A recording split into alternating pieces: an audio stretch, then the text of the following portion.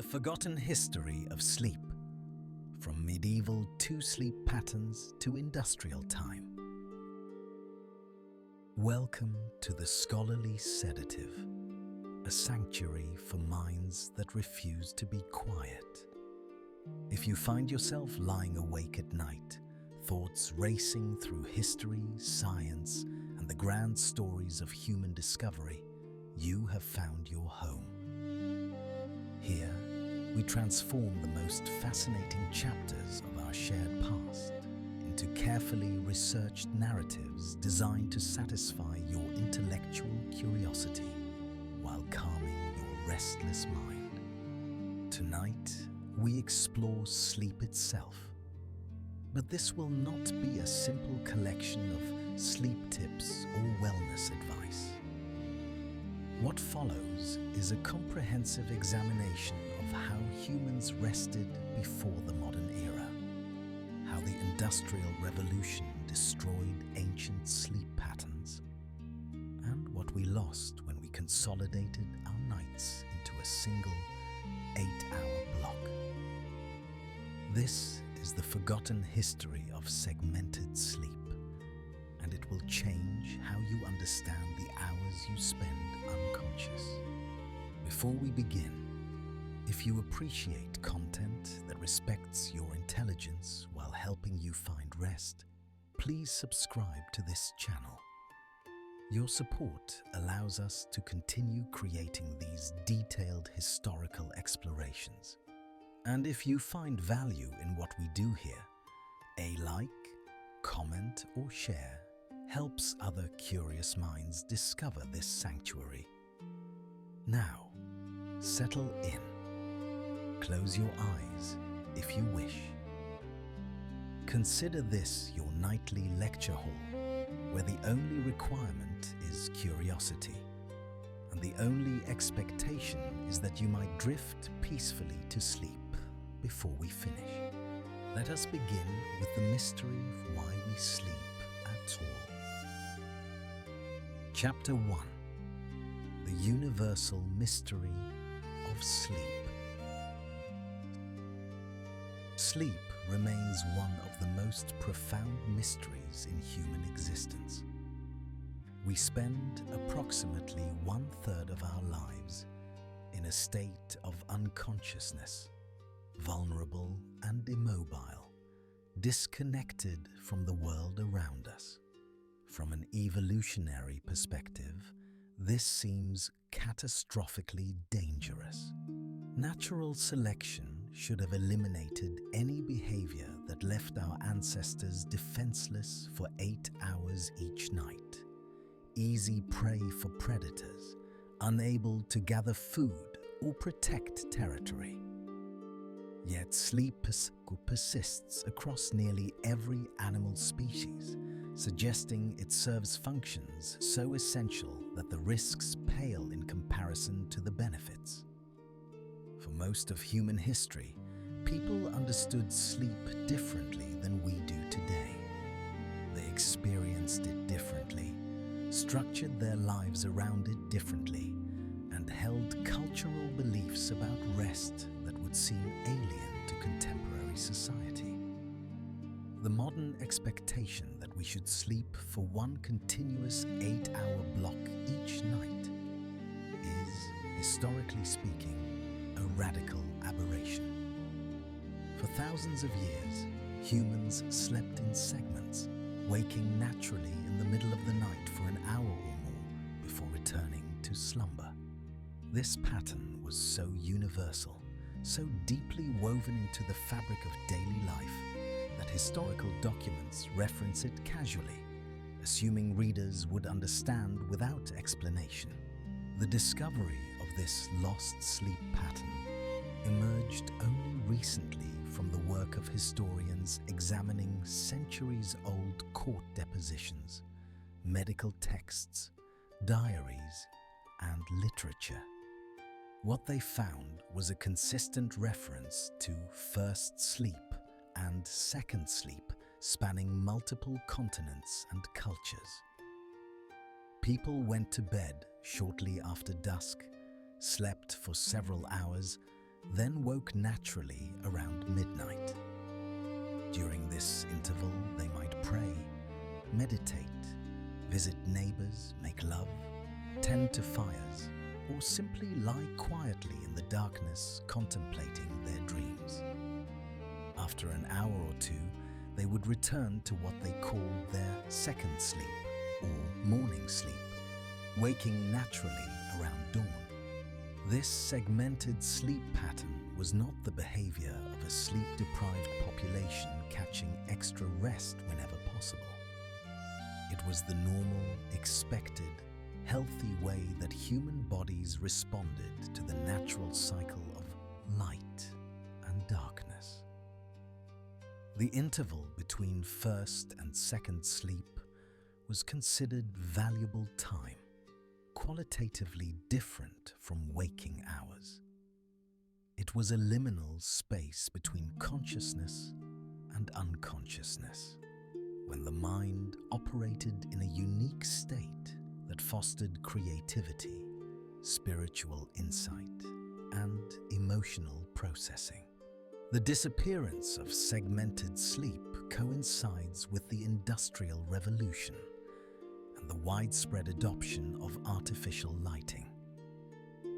As factories demanded standardized work schedules and cities blazed with gaslight, then electric illumination, the natural cues that had regulated human sleep for millennia began to erode.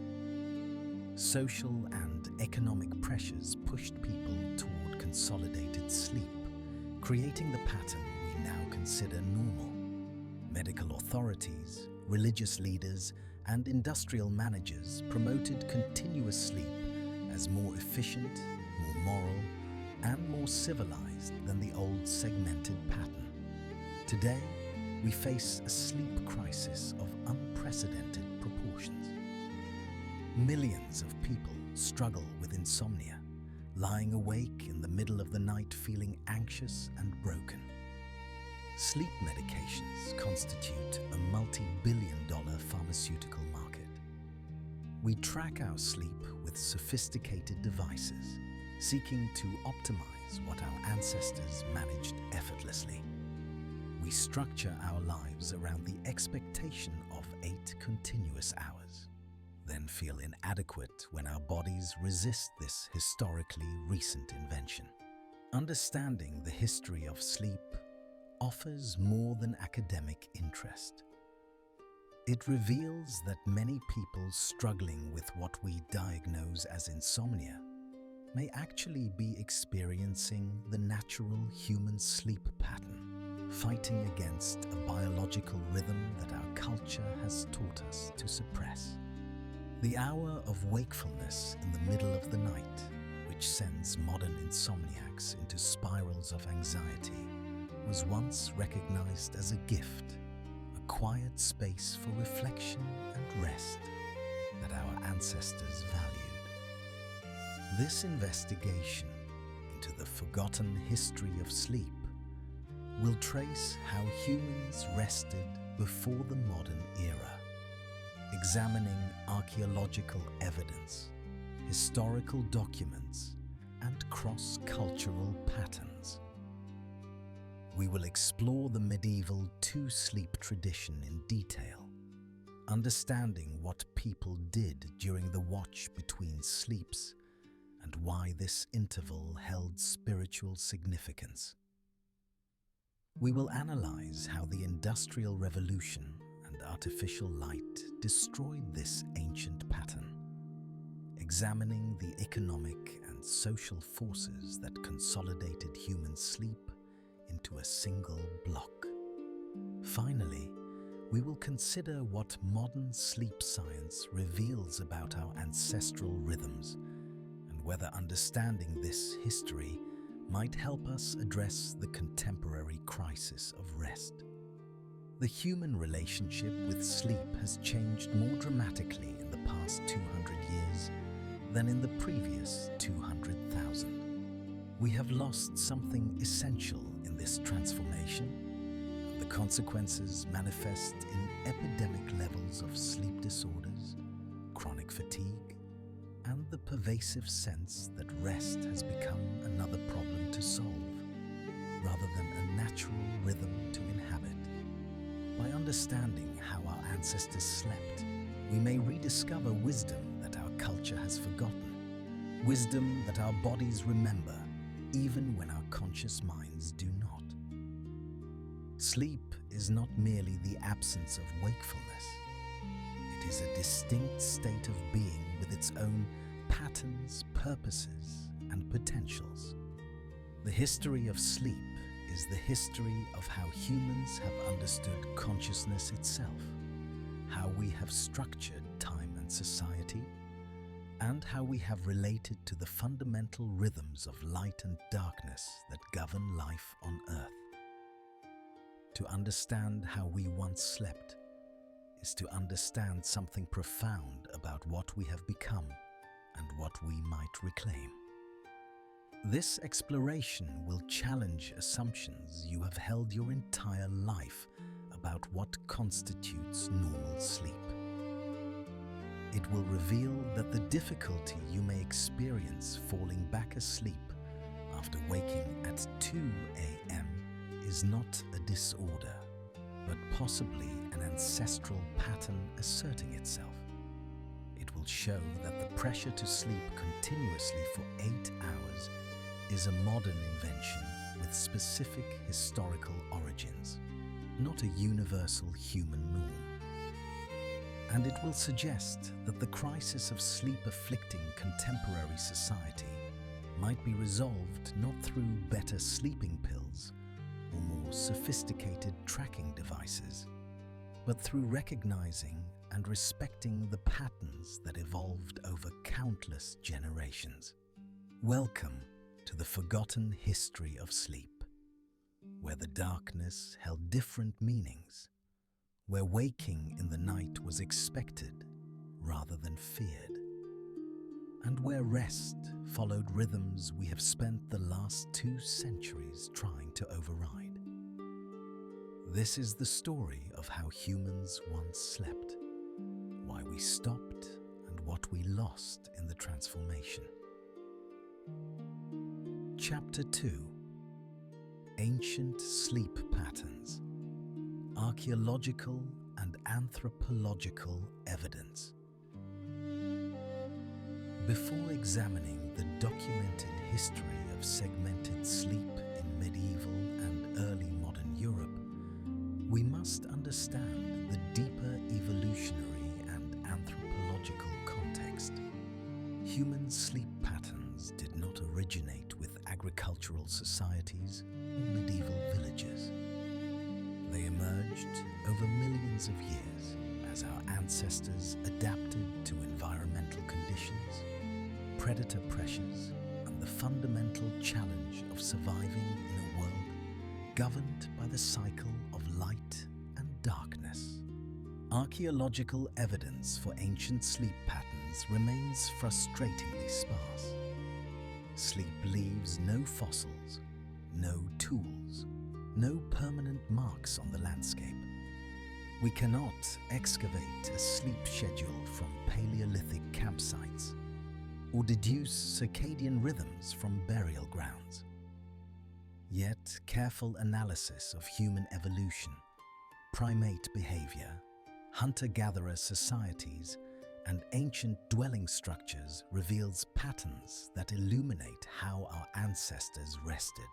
Modern hunter-gatherer societies provide our best window into pre-agricultural sleep, though we must be cautious about assuming these contemporary groups perfectly replicate patterns from tens of thousands of years ago. Anthropologists studying the of Tanzania, the San people of the, and various Amazonian indigenous groups have documented sleep behaviors that differ dramatically from industrial norms, offering insights that challenge contemporary assumptions about what constitutes natural rest. These hunter-gatherer groups do not sleep in single consolidated blocks. Their sleep is polyphasic, fragmented throughout the day and night, responsive to environmental conditions and social rhythms rather than rigid schedules. Adults typically sleep when darkness falls, wake multiple times throughout the night, and supplement nocturnal rest with afternoon naps. Children sleep even more variably, and elder members of the group often maintain wake during periods when younger adults sleep, creating what anthropologists call sentinel behavior that may have protected ancestral groups from nocturnal predators. However, it is worth noting that research by Jerome Siegel and colleagues on 3 equatorial hunter-gatherer societies found more consolidated sleep patterns, suggesting that sleep patterns among pre-industrial peoples may have varied more than sometimes assumed. The timing of sleep in these communities follows the sun, but not in the simplified way modern people imagine. Darkness triggers sleep, but not immediately. Hunter-gatherer groups typically gather around fires after sunset, telling stories, singing, discussing plans for the following day, and maintaining social bonds. This social time extends several hours past sundown.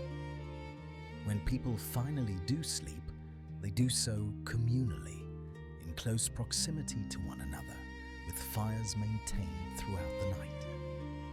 Fire represents perhaps the most significant factor in human sleep evolution. The controlled use of fire, which emerged perhaps 1.5 million years ago fundamentally transformed the human relationship with darkness and rest. Before fire, our ancestors were constrained by daylight, vulnerable during dark hours, limited in their ability to extend activity past sunset. Fire extended the day, created safe spaces in the darkness, and allowed for social activity that would have been impossible in complete blackness.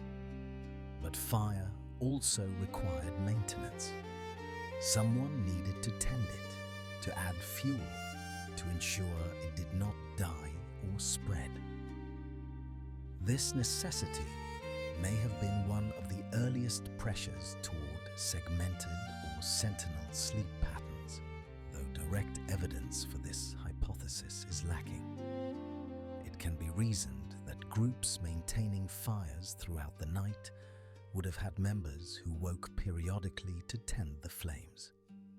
This pattern, repeated over countless generations, could have selected for the genetic capacity to wake naturally during the night and return to sleep afterward, a capacity that modern sleep science confirms exists in human biology. Cave dwellings and rock shelters from the Paleolithic period reveal spatial organization that suggests sleep arrangements. These spaces often show evidence of designated sleeping areas, sometimes with impressions suggesting bedding materials like grass or hides. The positioning of these sleeping spaces relative to fire pits and entrance areas indicates concern with warmth, safety, and group cohesion. People slept together, sharing body heat, maintaining proximity for protection. The advent of agriculture approximately 10,000 years ago transformed human sleep in complex ways. Agricultural societies required different time structures than hunter-gatherer bands. Seasonal planting and harvest cycles created intense work periods, alternating with relative dormancy. The need to protect stored grain and domestic animals may have intensified sentinel behaviors. The development of permanent settlements, larger populations, and social hierarchies created new contexts for sleep. Agricultural villages show architectural evidence of increasingly specialized sleeping spaces. While communal sleeping remained common, particularly among families and household groups, the appearance of separate structures or designated rooms for sleep indicates a growing conceptualization of rest as a distinct activity requiring specific spaces. This architectural differentiation of sleep spaces, minor as it might seem, represents a significant cognitive shift in how humans understood rest. Religious and ritual practices from ancient agricultural societies reveal explicit attention to sleep and dreams. Sumerian, Egyptian, and later Greek and Roman cultures all developed sophisticated beliefs about the significance of dreams, the spiritual dimensions of sleep, and the proper practices for ensuring beneficial rest. Temples included incubation chambers, where supplicants would sleep, seeking divine messages through dreams. Dream interpretation became a specialized skill, with professional dream interpreters advising kings and wealthy patrons.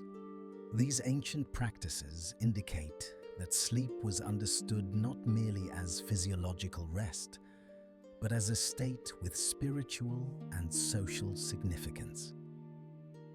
The boundary between waking and sleeping was permeable, important, laden with meaning.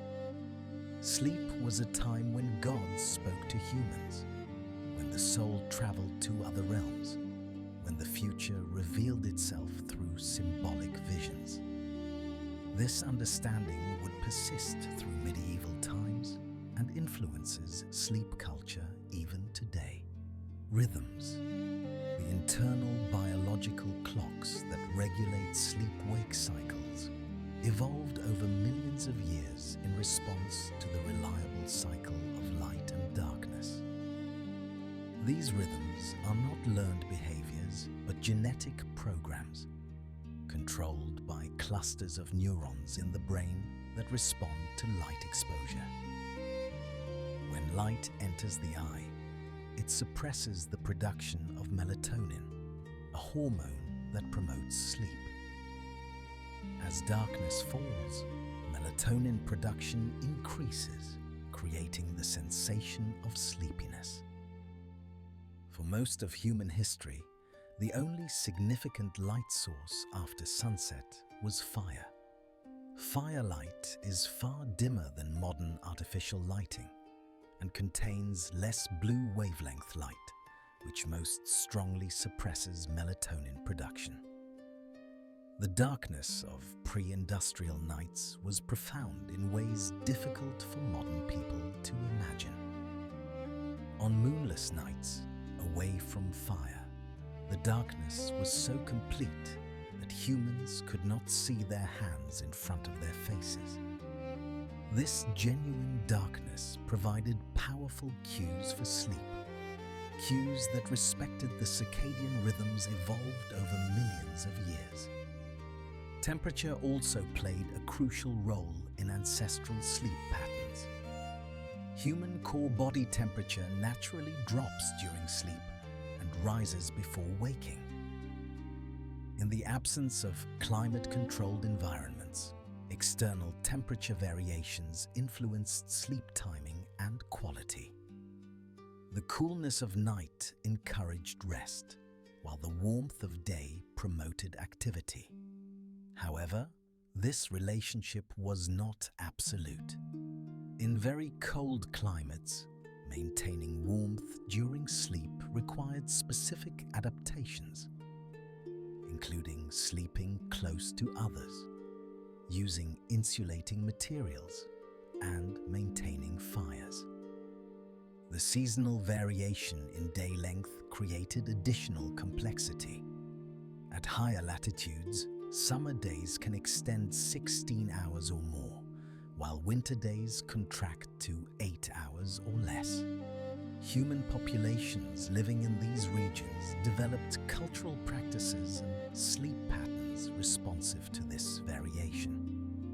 Winter offered long hours of darkness conducive to extended sleep, while summer compressed the available sleep time. Historical evidence suggests that people in Northern Europe slept longer during winter months, a pattern that industrial work schedules have overridden, but that may persist as a biological tendency. Primate sleep patterns offer additional context for understanding human rest. Our closest relatives, chimpanzees and bonobos, construct sleeping nests in trees each evening, creating safe elevated platforms for nocturnal rest. They sleep approximately 9 to 10 hours per night, with patterns suggesting some nighttime waking. Gorillas sleep in ground nests, while orangutans create elaborate arboreal sleeping platforms. These behaviors indicate that sleep location and sleep construction are ancient primate concerns, predating human evolution. The construction of sleep nests by great apes represents a sophisticated behavior that requires planning, manual dexterity, and environmental knowledge. Chimpanzees select appropriate branches, weave them together, and create a platform that will support their weight throughout the night. This behavior must be learned, with young chimpanzees observing and practicing nest construction before achieving proficiency. The cognitive demands of nest building suggest that sleep preparation has been an important selective pressure in primate evolution. Different primate species show varying degrees of sleep consolidation. Lemurs, more distantly related to humans than great apes, demonstrate more fragmented sleep patterns with frequent brief arousals. Monkeys show intermediate patterns. The trend toward more consolidated sleep in great apes and humans may reflect reduced predation pressure as body size increased and as groups developed better defensive capabilities. However, even the most consolidated primate sleep includes periods of lighter sleep and occasional brief waking. The social dimensions of primate sleep provide insights into human patterns. Many primate species sleep in groups, maintaining proximity for warmth and protection. Grooming before sleep serves both practical purposes of parasite removal and social bonding functions. The selection of sleeping sites involves group coordination and often includes sentinel behavior, where some individuals remain more alert than others. These social aspects of sleep are deeply rooted in primate evolution and likely influenced human sleep patterns. Research on primate circadian rhythms reveals variations across species related to activity patterns. Primates like baboons and chimpanzees show strong day-active, night-resting patterns. Species like some lemurs show more flexible activity patterns across the 24-hour cycle. Nocturnal primates have inverted patterns. Humans, as strongly diurnal primates, inherited robust circadian systems oriented toward daytime activity and nighttime rest. The evolution of bipedalism in early hominids, beginning approximately 6 to 7 million years ago, would have had significant implications for sleep. Walking upright freed the hands but also made tree climbing less efficient. Early hominids likely slept on the ground or in low branches more than arboreal apes. This transition increased vulnerability to ground predators and may have intensified selective pressure for group sleeping and sentinel behaviors. The human departure from arboreal sleeping, likely associated with the evolution of bipedalism and ground-dwelling behavior in early hominids, would have created new vulnerabilities. Ground-sleeping primates are more exposed to predators, which may have intensified the value of group sleeping arrangements and sentinel behaviors.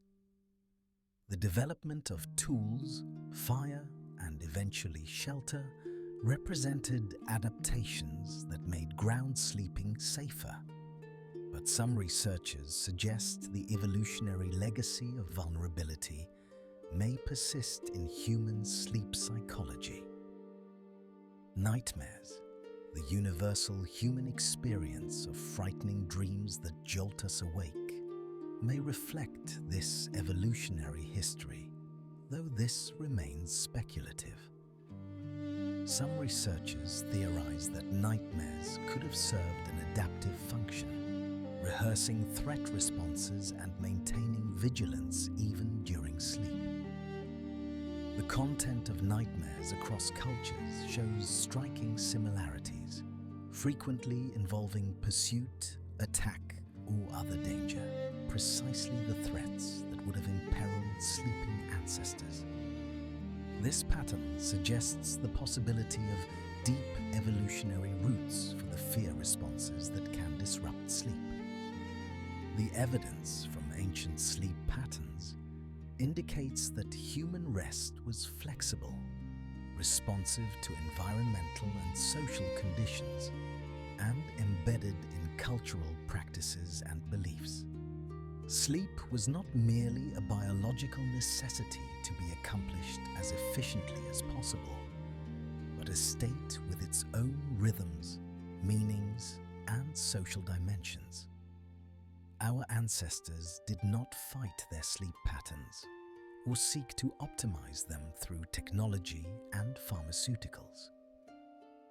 They lived within them, creating cultures that respected the needs of rest while recognizing the distinct qualities of consciousness that emerged during sleep and in the transitions between waking and sleeping.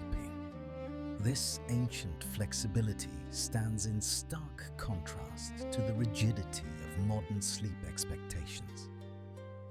We have inherited bodies shaped by millions of years of evolution, but are trying to force them into patterns invented within the last 200 years.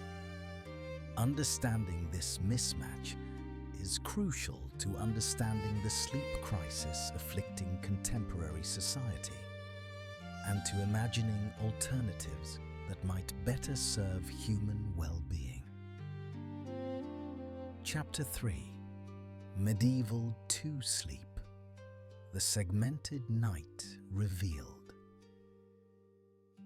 The rediscovery of segmented sleep as a historical norm emerged from the painstaking work of historian Roger Ekirch, whose 2001 article and 2005 book, At Day's Close, Night in Times Past, revealed a sleep pattern so widespread and well documented that its absence from modern consciousness seems baffling in retrospect.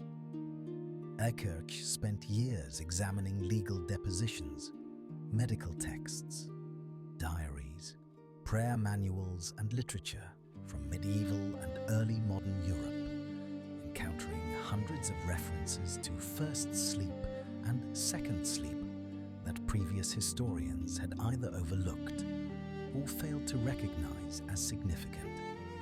While some scholars have questioned aspects of his interpretation and the universality of the pattern, the substantial body of documentary evidence he compiled has significantly influenced both historical understanding and modern sleep science.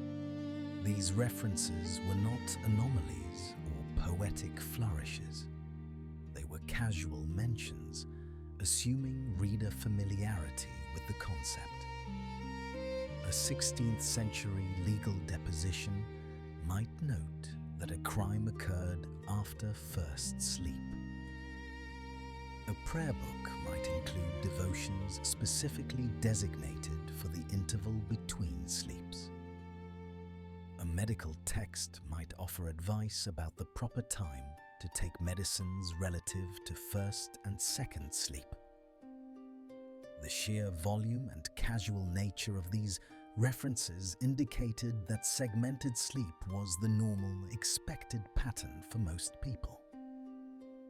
The typical pattern described in these sources involved going to bed shortly after darkness fell, usually between 8 and 10 p.m., depending on the season. People would sleep for approximately 4 hours, waking naturally around midnight or 1 a.m.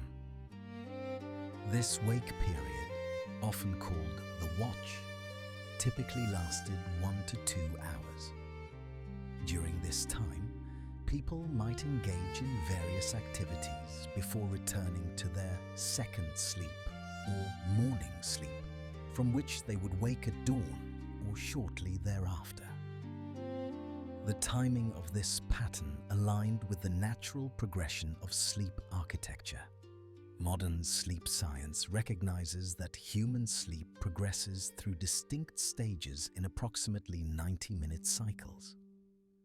Deep sleep concentrates in the early cycles, while REM sleep, associated with dreaming, increases in later cycles. A person sleeping for 4 hours would complete approximately 2 to 3 sleep cycles, experiencing substantial deep sleep. The natural wake that occurred around midnight or 1 a.m. could be understood as representing a transition point between major sleep periods, though whether this alignment reflects biological design or simply worked well enough to persist remains a matter of scientific interpretation. References to segmented sleep appear across different social classes and geographic regions. Wealthy nobles and impoverished peasants alike mentioned first and second sleep in their writings and testimony. The pattern appears in French, English, Italian, and other European sources. This universality suggests that segmented sleep was not a practice specific to particular economic conditions or cultural groups, but rather a general human response to the environmental conditions of pre-industrial life.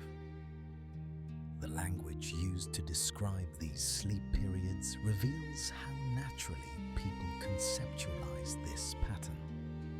First sleep was mentioned as matter-of-factly as breakfast or midday.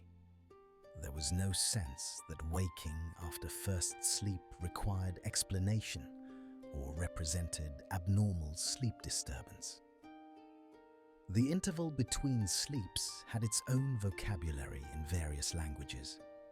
In French, this period was called dorveil, combining words for sleep and waking. Other languages had similar compound terms recognizing the liminal quality of this time. Legal documents provide particularly rich evidence because they required precise time references. When witnesses testified about nocturnal events, they naturally referenced the sleep pattern as a timing device. A witness might testify seeing suspicious activity 2 hours before first sleep, or hearing a disturbance during the watch after first sleep. These casual references, given under oath in formal legal proceedings, carry significant evidentiary weight. People were describing their actual lived experience, not repeating cultural myths or literary conventions. Medical texts from the medieval and early modern periods show that physicians recognized and prescribed treatments specific to the segmented sleep pattern. They offered guidance about the proper position for sleeping during first versus second sleep. They recommended different medicinal herbs to be taken before first sleep versus during the watch or before second sleep.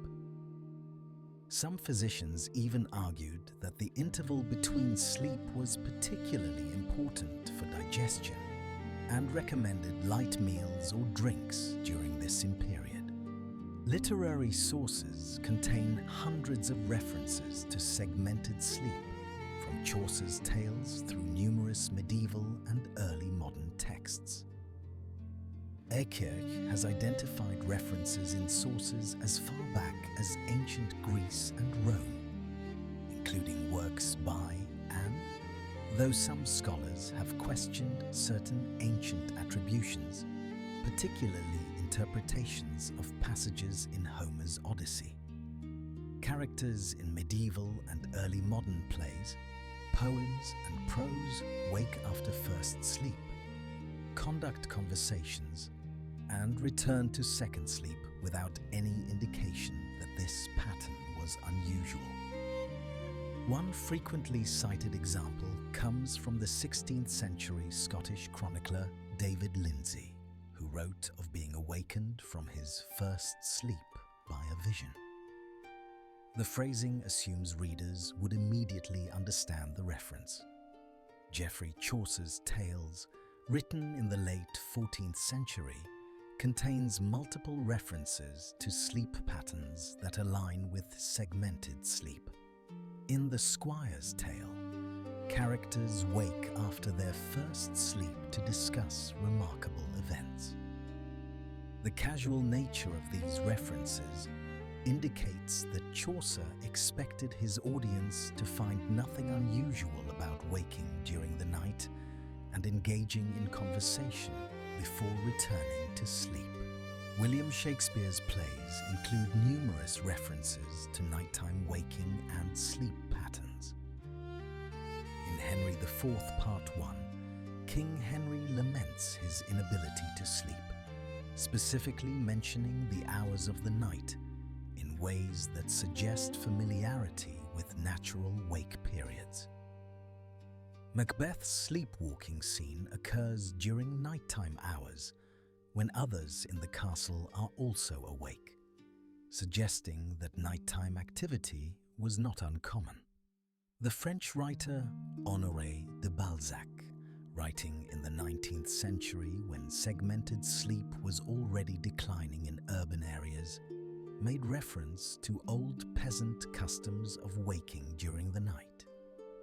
His descriptions suggest that even as consolidated sleep became normative in cities, rural populations maintained traditional patterns longer. The persistence of segmented sleep in agricultural communities into the industrial era provides evidence of its deep roots in pre-industrial life. Robert Louis Stevenson's essay, A Chapter on Dreams, discusses his experiences with nighttime waking and the mental states he experienced during these periods.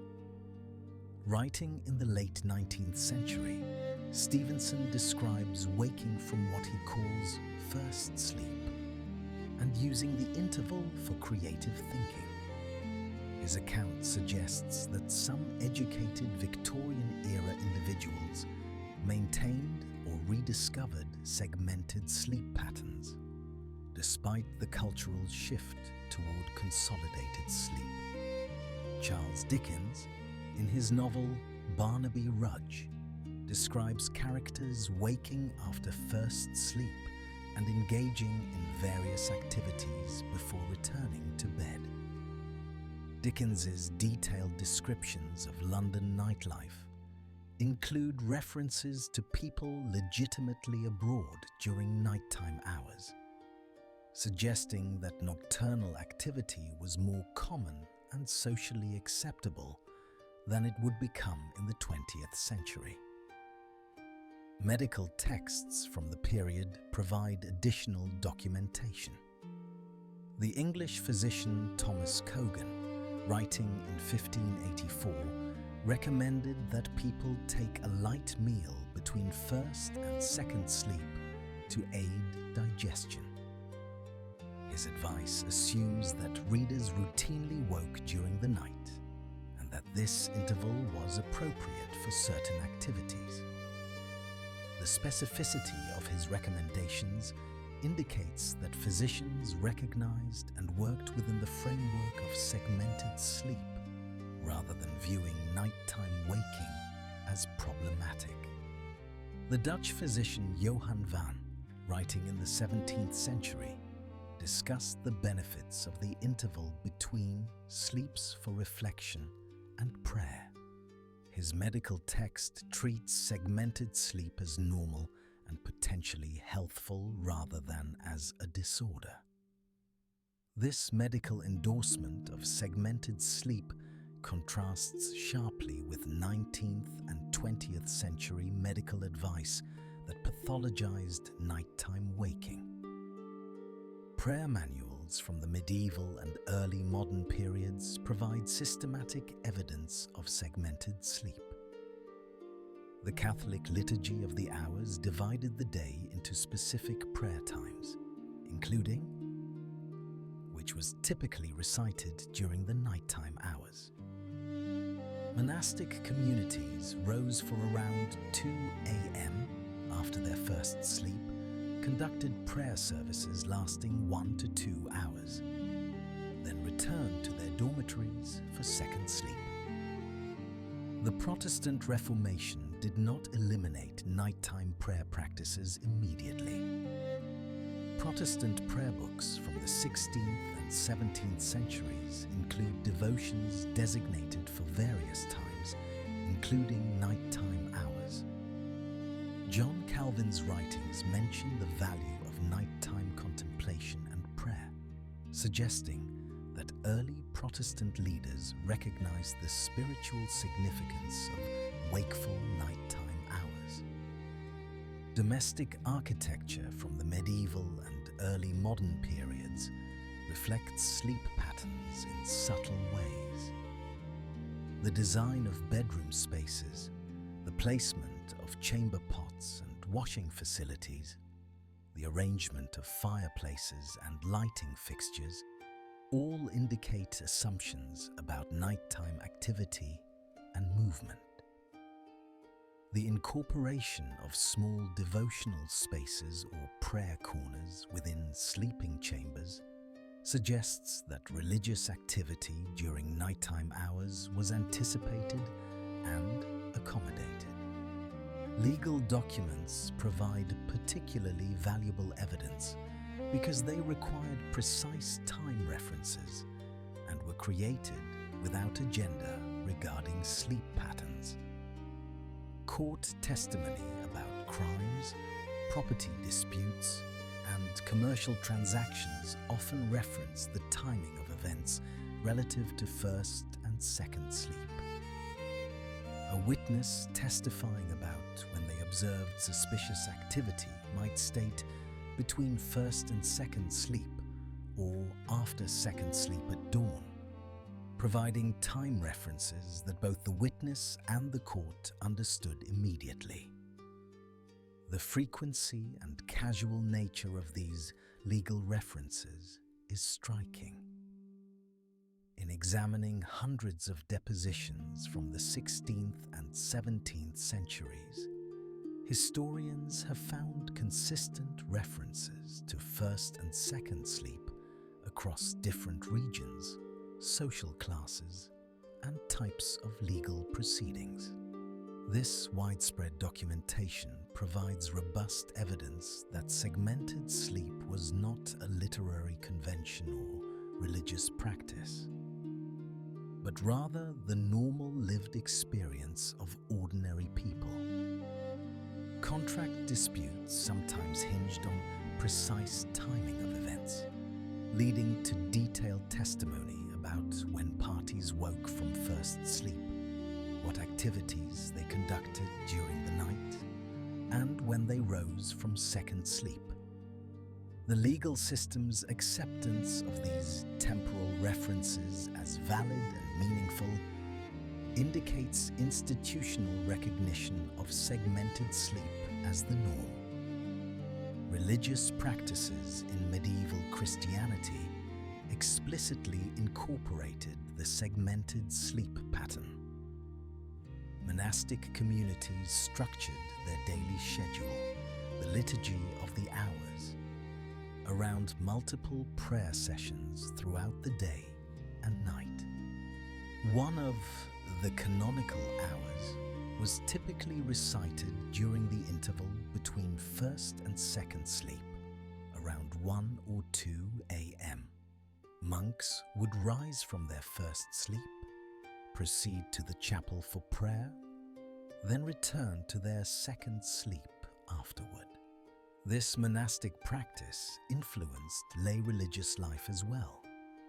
Prayer manuals for lay people included devotions specifically designated for recitation during the night watch. Some of these prayers reference the liminal quality of the time, portraying it as particularly appropriate for spiritual contemplation.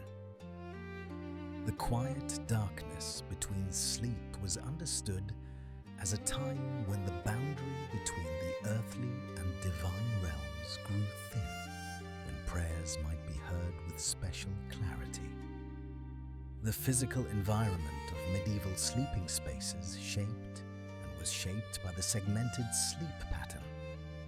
People typically slept in shared spaces, whether in great halls, common rooms, or shared beds. Privacy, as we understand it, barely existed for most people. The interval between sleeps provided a rare opportunity for relative solitude and quiet, even within these crowded spaces. People might lie quietly in the darkness, listening to others' breathing, contemplating the events of the day, or planning the tasks ahead.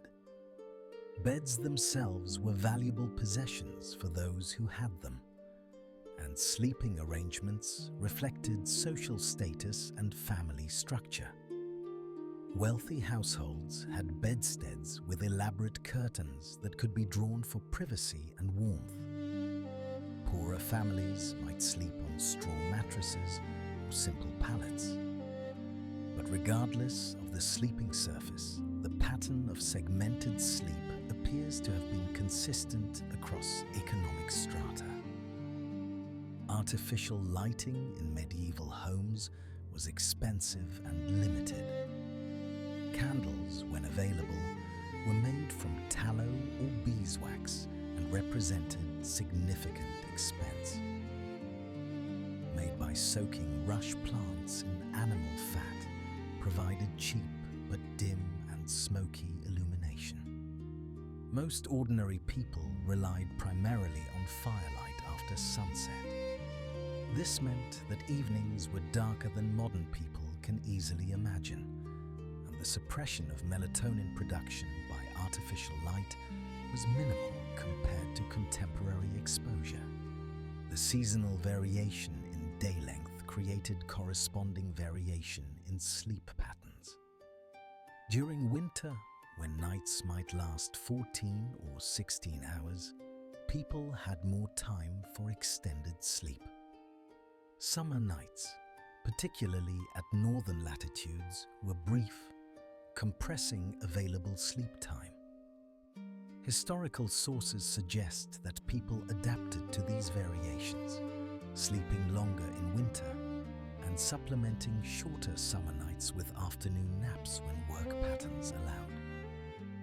The activities undertaken during the watch between sleep varied considerably depending on individual circumstances, household composition, and social status. Some people used this time for prayer and contemplation. Others visited neighbors, conducted quiet household tasks like tending fires or checking on animals, or engaged in intimate activities with their partners. The darkness and relative quiet of this interval created a distinctive atmosphere, qualitatively different from daytime or evening hours. Some scholars have suggested that the watch between sleeps may have been a particularly creative time, when the mind operated in a state between full wakefulness and sleep. The residual drowsiness combined with the quiet darkness might have facilitated certain types of cognitive processing that are difficult to access during full daylight consciousness. People reported experiencing vivid dreams during first sleep, then having the opportunity to reflect on those dreams during the watch, before returning to second sleep for additional dreaming. Whether this state offered unique cognitive advantages remains a matter of interpretation, though historical sources do contain references to intellectual and creative work conducted during these hours. The segmented sleep pattern appears to have extended beyond Europe, though the documentation is considerably less extensive. Historical sources from other pre-industrial societies show similar patterns. Middle Eastern sources mention divided sleep. Japanese historical texts contain references to what appears to be segmented sleep. Indigenous societies in the Americas, when first encountered by European observers, were noted to have sleep patterns that did not match European expectations, possibly indicating segmented or polyphasic sleep, though these observations must be interpreted cautiously given the biases and limited understanding of colonial observers. This cross-cultural evidence, while not as thoroughly documented as the European sources, suggests that segmented sleep may represent a general human pattern that emerges in the absence of artificial lighting and industrial time structures. The specific cultural practices around the sleep segments vary, as did the language used to describe them, but the underlying biological pattern appears to show similarities across cultures. This consistency points toward a shared human physiology that responds to environmental cues in predictable ways, though more research would be needed to confirm the universality of the pattern. The medieval two-sleep pattern persisted into the early modern period, surviving well into the 17th and even 18th centuries in some regions. References continue to appear in documents from this era, though with decreasing frequency as industrialization and artificial lighting spread. The pattern did not disappear overnight, but gradually eroded as the conditions that had supported it changed. Understanding medieval two-sleep is crucial for several reasons. First, it demonstrates that the consolidated 8-hour sleep block that modern society considers normal is actually historically aberrant. For centuries, people slept differently, and this different pattern was considered completely normal. Second, it reveals that the interval between sleeps was not empty or anxious time, but had positive value and purpose. Third, it suggests that many people today who wake after 3 or 4 hours and lie anxious in the darkness may be experiencing a biological pattern that our culture has taught us to pathologize rather than accommodate. The documentation of medieval two-sleep represents one of the most significant discoveries in historical research on daily life. It fundamentally revises our understanding of how people lived before the modern era and raises profound questions about the costs and benefits of the consolidation of sleep that accompanied industrialization. Chapter 4. The First Sleep. Dusk to Midnight Activities. The transition from daylight activity to first sleep in medieval and early modern households followed rhythms that differed dramatically from modern bedtime routines. As sunset approached, the labor of the day concluded, though the specific timing varied by season and by the nature of work. Agricultural communities organized their schedules around available daylight, maximizing outdoor labor while the sun provided illumination for complex tasks that required good visibility. As darkness fell, activities shifted indoors or to the immediate vicinity of buildings where fires and limited artificial light could support continued work. Women might spin thread or mend clothing by firelight. Men might repair tools or equipment. These evening tasks required less precise vision than daytime work, could be conducted in close quarters, and often had a repetitive quality that allowed for simultaneous conversation and social interaction.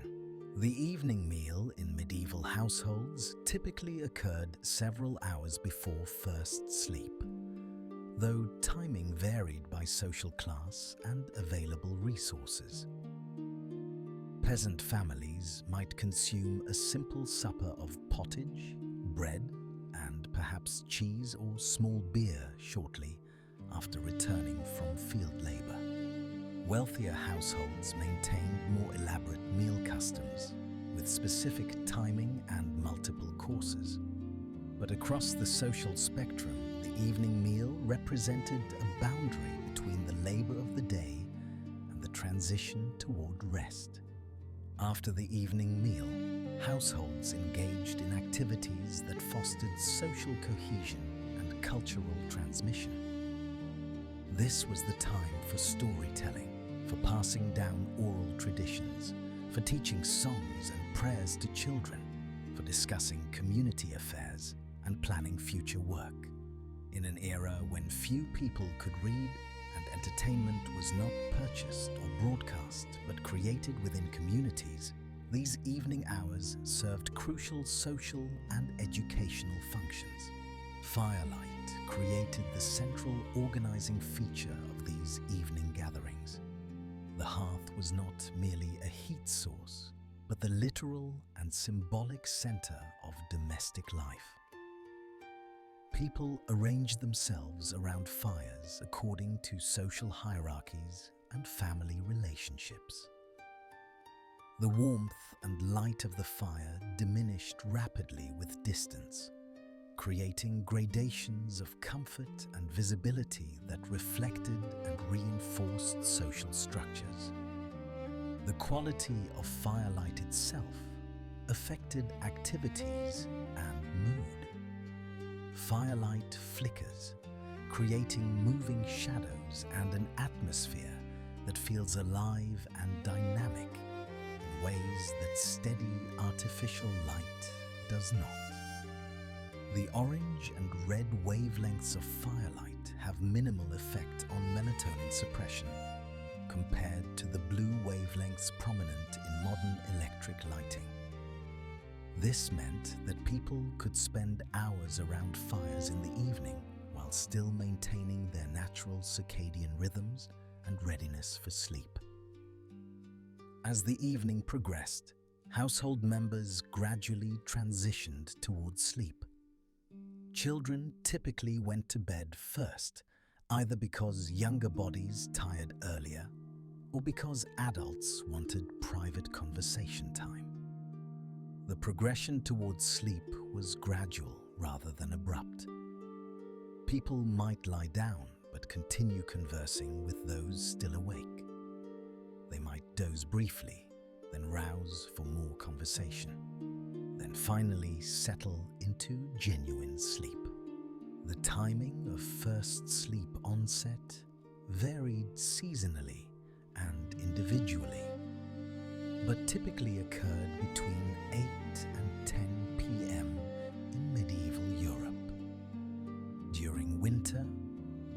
longer nights, people might retire earlier, while summer evenings allowed for extended activity. The flexibility of this schedule contrasts sharply with modern expectations of consistent bedtimes, regardless of season or natural light patterns. Sleeping spaces in medieval homes provided little privacy by contemporary standards. Most people slept in shared rooms, often in shared beds. A prosperous household might have separate chambers for parents, children, and servants. But even these offered limited isolation. Sound carried through thin walls and curtained enclosures. The breathing, movements, and occasional sounds of other sleepers formed a constant background presence.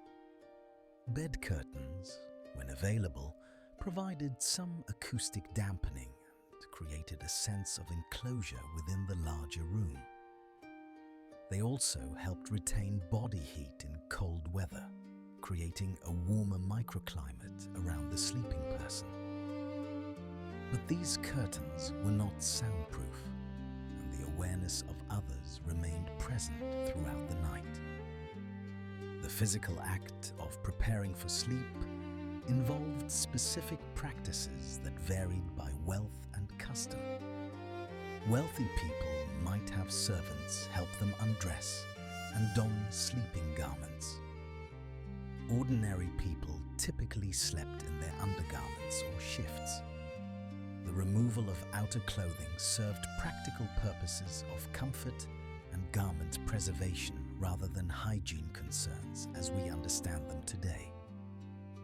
People washed faces and hands before bed, but full-body bathing was infrequent for most of the population. Prayer constituted an essential component of the bedtime routine across Christian Europe. Evening prayers, said individually or as a family, marked the formal transition from waking activity to sleep. These prayers often included expressions of gratitude for the day's provisions, requests for protection during the vulnerable hours of darkness, and commendation of the soul to God's care through the night. The religious understanding that death might come during sleep made these prayers more than mere routine. The quality of first sleep appears to have been deep and restorative, according to the limited descriptions available in historical sources. People fell asleep relatively quickly, without the extended periods of restless wakefulness that plague many modern sleepers. The physical labor of daily life created genuine fatigue that made sleep welcome and accessible.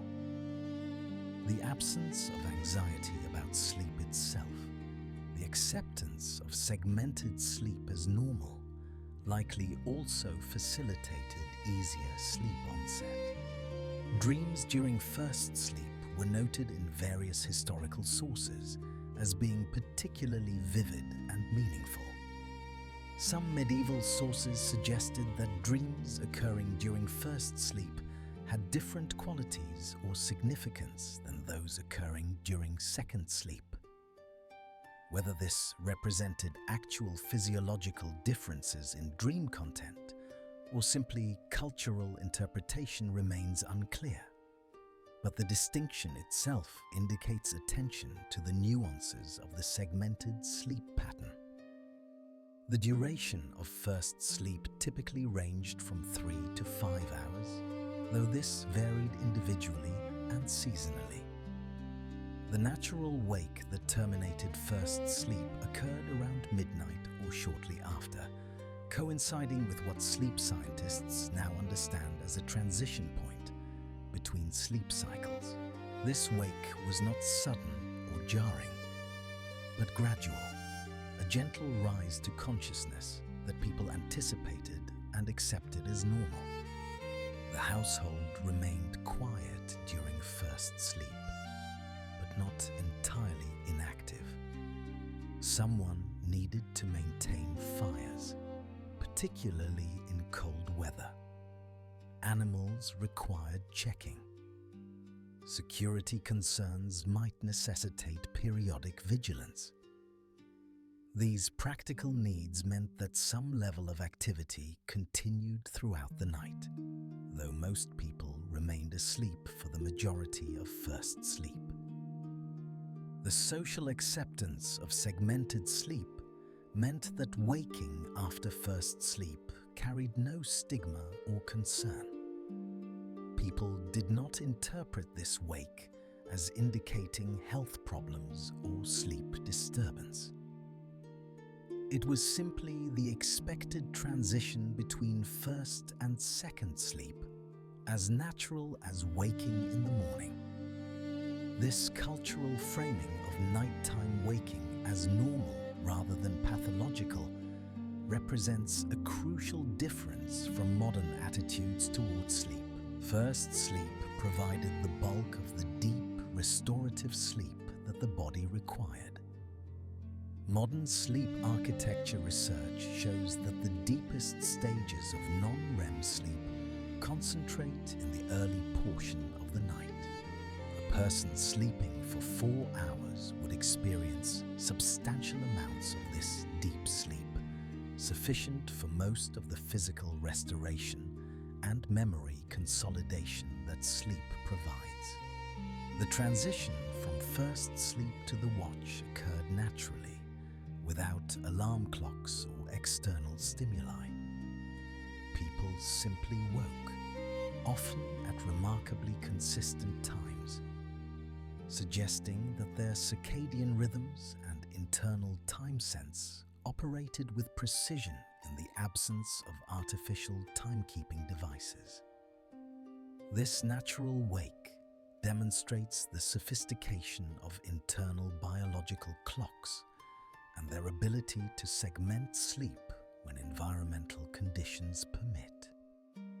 Understanding first sleep reveals that the medieval relationship with rest was fundamentally different from our own. Sleep was not a single consolidated block to be defended against interruption, but rather a two-part process with distinct phases serving different needs. The first sleep provided deep physical rest and intense dreaming, setting the stage for the unique interval that would follow. Chapter 5. The Watch. The sacred hours between sleeps.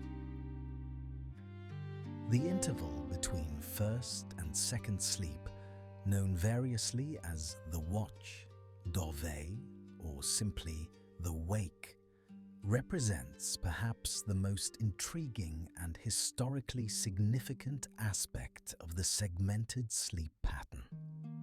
This period, typically lasting 1 to 2 hours around midnight, was qualitatively different from both waking daytime consciousness and the sleeping state.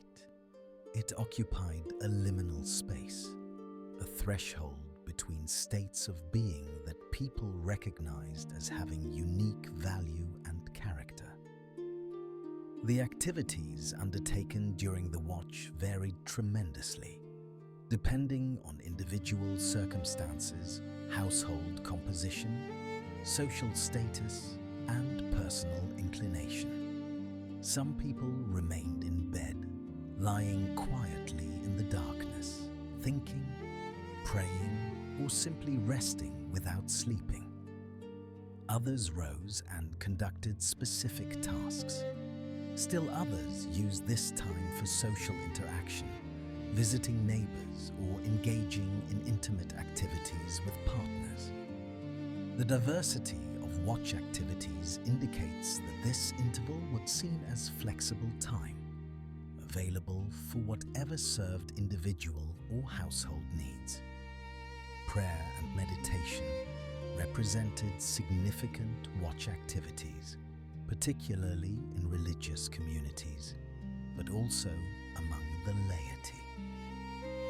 The quiet and darkness of the nocturnal hours created an atmosphere conducive to spiritual contemplation. Monastic communities structured their entire schedule around the liturgy of the hours, which included recited during the night watch. Monks would rise from their first sleep, process to the chapel, recite prayers and psalms, then return to their dormitories for second sleep. Lay Christians also engaged in nighttime prayer, though typically in less formalized ways than monastics. Prayer manuals included devotions specifically designated for recitation during the watch. Some of these prayers acknowledged the liminal quality of the time, describing it as a moment when the soul was particularly open to divine influence. The darkness and silence removed worldly distractions, allowing for focused spiritual attention. The psychological state during the watch appears to have been distinct from full waking consciousness. People described feeling drowsy, peaceful, and contemplative during this interval. Modern sleep scientists would recognize this as consistent with a state of partial arousal, when the brain has emerged from deep sleep but is not fully activated to daytime alert levels. This state facilitates certain types of cognitive processing that differ from both deep sleep and full wakefulness. Creative and intellectual work during the watch appears in various historical accounts. Writers and scholars noted using this time for composition and problem-solving. The French physician Laurent Joubert, writing in 1578, observed that many people found the watch valuable for creative thinking. The combination of restfulness and consciousness, freed from the demands and distractions of daylight hours, created conditions favorable for certain types of mental work. Sexual activity between partners was noted as a common watch activity in various sources. The privacy afforded by darkness, the intimacy of shared bed spaces, and the relaxed state following first sleep created conditions conducive to physical intimacy. Some medical texts from the medieval and early modern periods recommended this timing for sexual activity, suggesting it was healthier than either immediately before first sleep or upon waking from second sleep. Household tasks occupied some people during the watch, particularly those responsible for maintaining fires or checking on animals. In cold climates, allowing fires to die during the night could create genuine danger, so someone needed to add fuel periodically. Farmers might check on pregnant or sick animals during the night. These practical necessities ensured that some members of most households engaged in at least minimal activity during the watch. Social visiting during the watch appears in numerous historical accounts. People would walk to neighbors' houses, conduct brief visits, then return home for second sleep. This practice seems surprising from a modern perspective, where nighttime visits would be considered intrusive. But in communities where everyone followed the same segmented sleep pattern, a watch visit was expected and socially acceptable. These nocturnal social calls served to maintain community bonds and exchange information.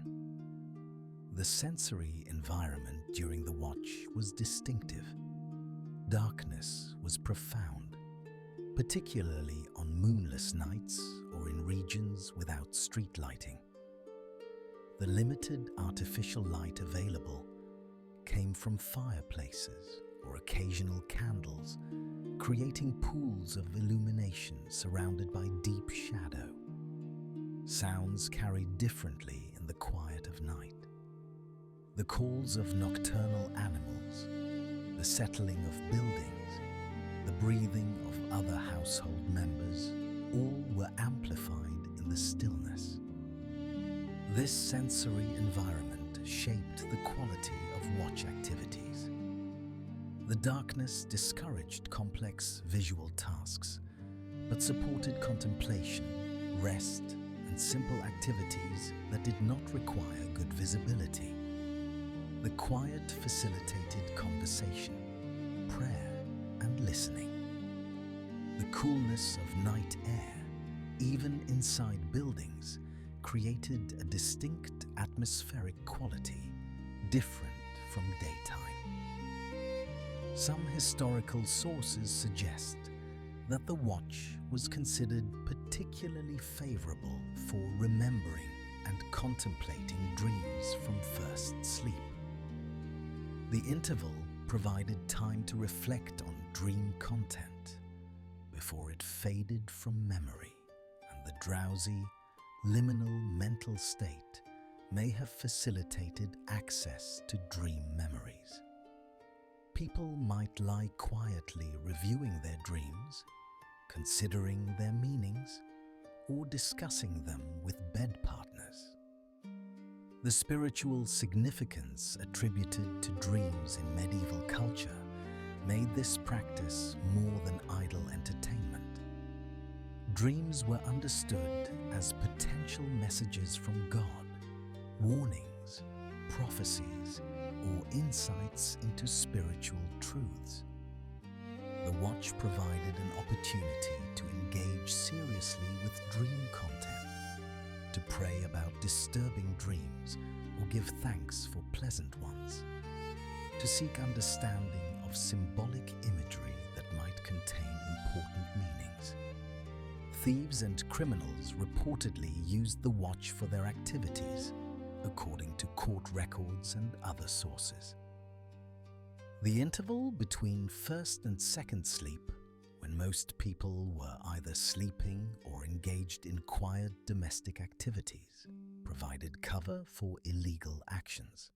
Historical documents contain references to crimes committed during the watch or between first and second sleep, indicating that this timing was recognized as favorable for covert activity. Security concerns during the watch appear in various sources. Watchmen in towns and cities conducted nighttime patrols, calling out the hours and looking for fires or suspicious activity. The need for these security measures acknowledged that the watch, while providing valuable personal time for most people, also created vulnerabilities.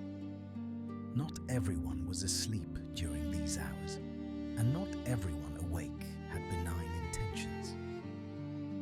The duration of the watch varied individually and situationally.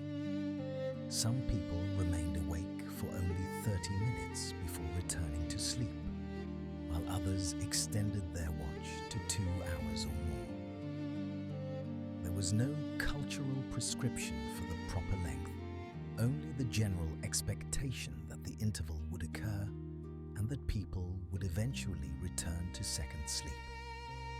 This flexibility indicates that the watch responded to individual biological rhythms rather than external time strictures.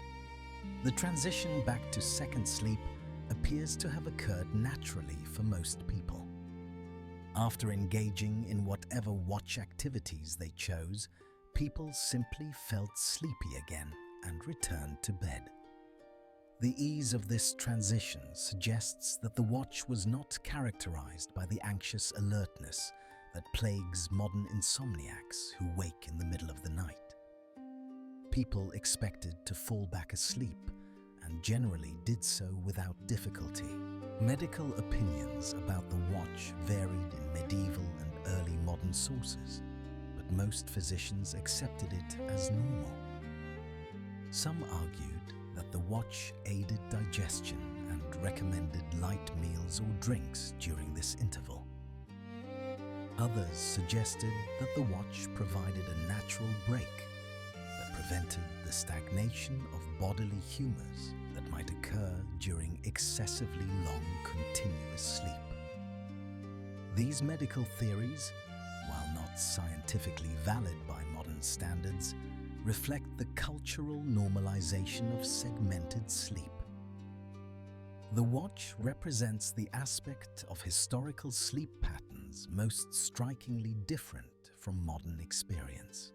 Contemporary sleepers who wake after 3 or 4 hours typically experience anxiety, frustration, and pressure to return to sleep immediately. The idea of accepting this wake, using it purposefully, and trusting that second sleep will follow naturally seems alien.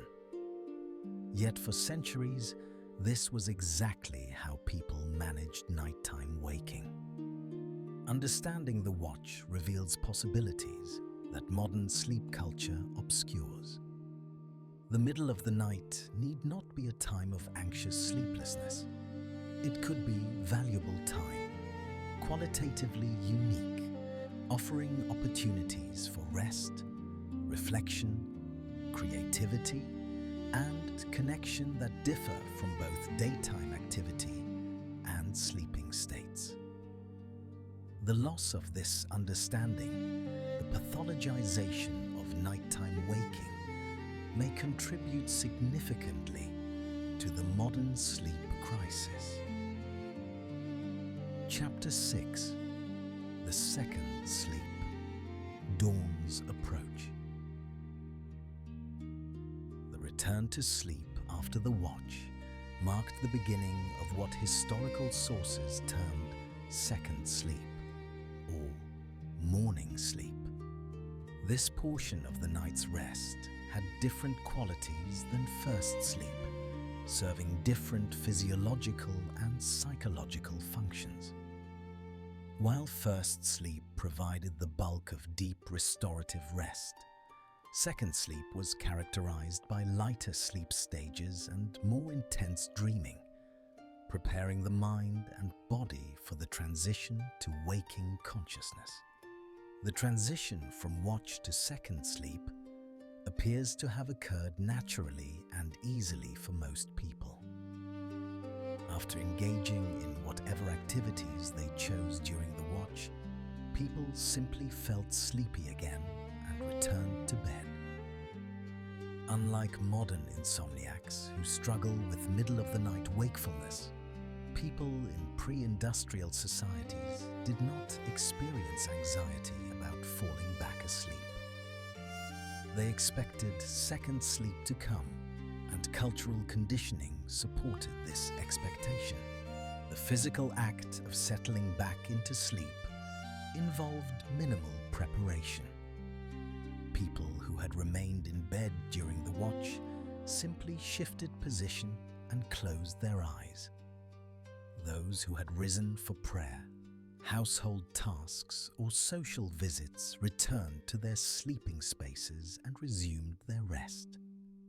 The ease of this transition indicates that the watch did not involve full alertness or extensive physical activity for most people.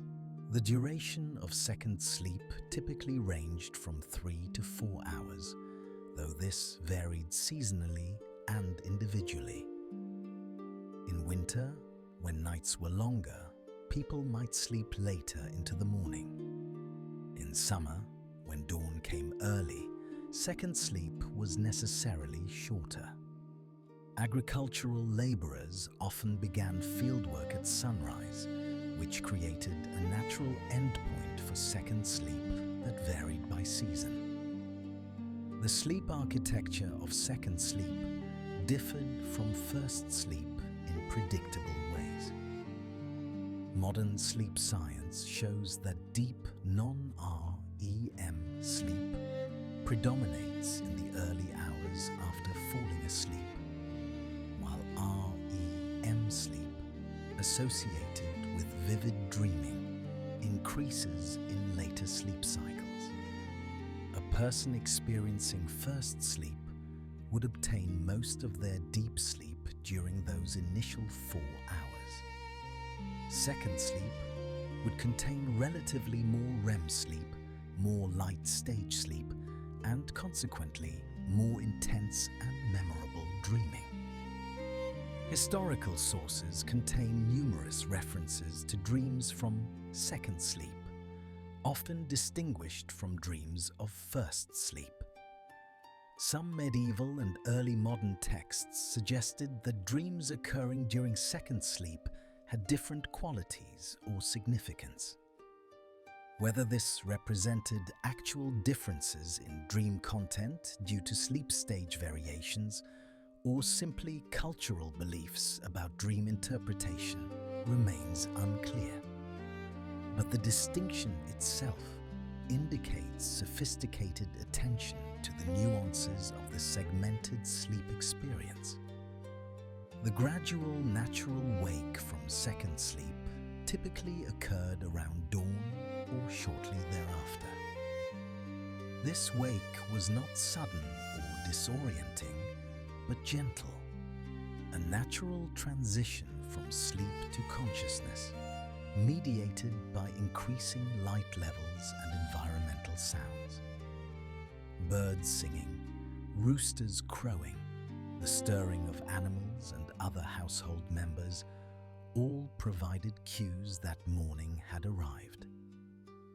The absence of alarm clocks meant that waking from second sleep followed biological rhythms and environmental cues rather than arbitrary clock time. People woke when their bodies had obtained sufficient rest, when light levels indicated daybreak, when household routines demanded attention. This natural wake respected circadian rhythms and avoided the jarring, stress-inducing alarm wake that most modern people experience. Morning activities began immediately upon waking from second sleep, though the specific timing and nature of these activities varied by social status, occupation, and season. Agricultural workers often began field labor at sunrise, particularly during busy seasons. Urban craftspeople might start their work somewhat later. Household responsibilities like preparing fires, cooking breakfast, and tending to animals required immediate attention from those responsible for domestic labor. The transition from second sleep to full waking consciousness was gradual rather than abrupt. People might lie quietly for a few minutes upon waking, stretching, praying, or simply gathering their thoughts before rising. This gentle transition contrasts with the rushed, jarring wake experienced by many modern workers, who must immediately leap into action upon hearing an alarm clock. Morning prayers formed an essential part of the wake routine for most people in Christian Europe. These prayers, like evening prayers, marked the boundary between sleep and waking activity, acknowledging the new day and expressing gratitude for having survived the night. The religious significance of this practice reflected the genuine dangers of nighttime, when illness, fire, or other catastrophes might occur without the awareness and intervention possible during daylight hours. Breaking the fast with a morning meal occurred at varying times depending on social class and work demands. Laborers typically ate a substantial breakfast after beginning work, consuming bread, cheese, and ale to provide energy for physical labor. Wealthy households might have more elaborate breakfast customs, though medieval European breakfast was generally less emphasized than dinner and supper. The total sleep obtained across first and second sleep typically ranged from 7 to 9 hours, similar to modern sleep duration recommendations. However, the distribution across 2 segments rather than one continuous block created different sleep experiences and different relationships with nighttime. The interval between sleeps, the watch, added a unique dimension that has no equivalent in consolidated sleep patterns. The regularity of this pattern appears to have been maintained through cultural conditioning and environmental consistency. People went to bed at similar times each night because darkness and household routines dictated this timing. They woke naturally after first sleep because their circadian rhythms and sleep cycles created this transition point. They returned to second sleep easily because cultural expectations and physical tiredness supported this return. And they woke naturally at dawn because light levels and environmental sounds provided powerful cues. This regularity did not mean inflexibility. Illness, anxiety, or unusual circumstances could disrupt the pattern. Historical sources contain references to sleeplessness, to difficulty falling asleep or returning to sleep, indicating that sleep problems existed even in the pre-industrial era. But these disruptions were understood differently than modern insomnia, not as chronic conditions requiring medical intervention, but as temporary states caused by specific circumstances. The social coordination of segmented sleep within households and communities created a shared temporal structure. When everyone followed the same sleep pattern, activities during the watch and behaviors upon waking from first and second sleep could be anticipated and accommodated. The nighttime visitor during the watch was expected, not intrusive. The early morning activities of agricultural workers were synchronized with neighbors engaged in similar labor. The end of second sleep represented not just personal awakening, but household and community activation. As people woke from second sleep, they rejoined the social world, took up their roles and responsibilities, and engaged with the demands of the day ahead. Sleep had provided not just physical rest, but a complete disengagement from social obligations and worldly concerns, a temporary withdrawal that made re-engagement possible. The quality of rest obtained through segmented sleep appears to have been sufficient for the demands of pre-industrial life. People worked long, physically demanding days without reporting the chronic fatigue that afflicts many modern workers. While we lack systematic data on sleep quality or satisfaction from this era, the absence of widespread complaints about insufficient rest suggests that the segmented pattern served human needs adequately.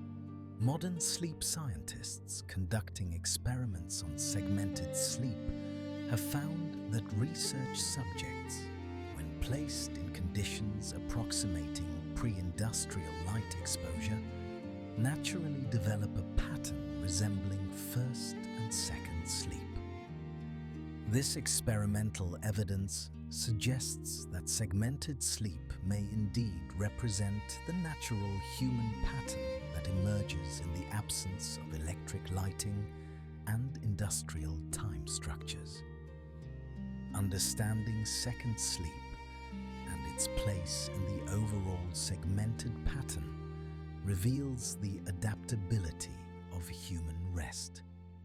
Sleep need not occur in a single consolidated block to be restorative. The distribution of sleep across segments, the incorporation of a wakeful interval, and the gentle natural transitions between states may actually better serve human physiology and psychology than the forced consolidation that characterizes modern sleep. Chapter 7: Pre-industrial sleep across global cultures.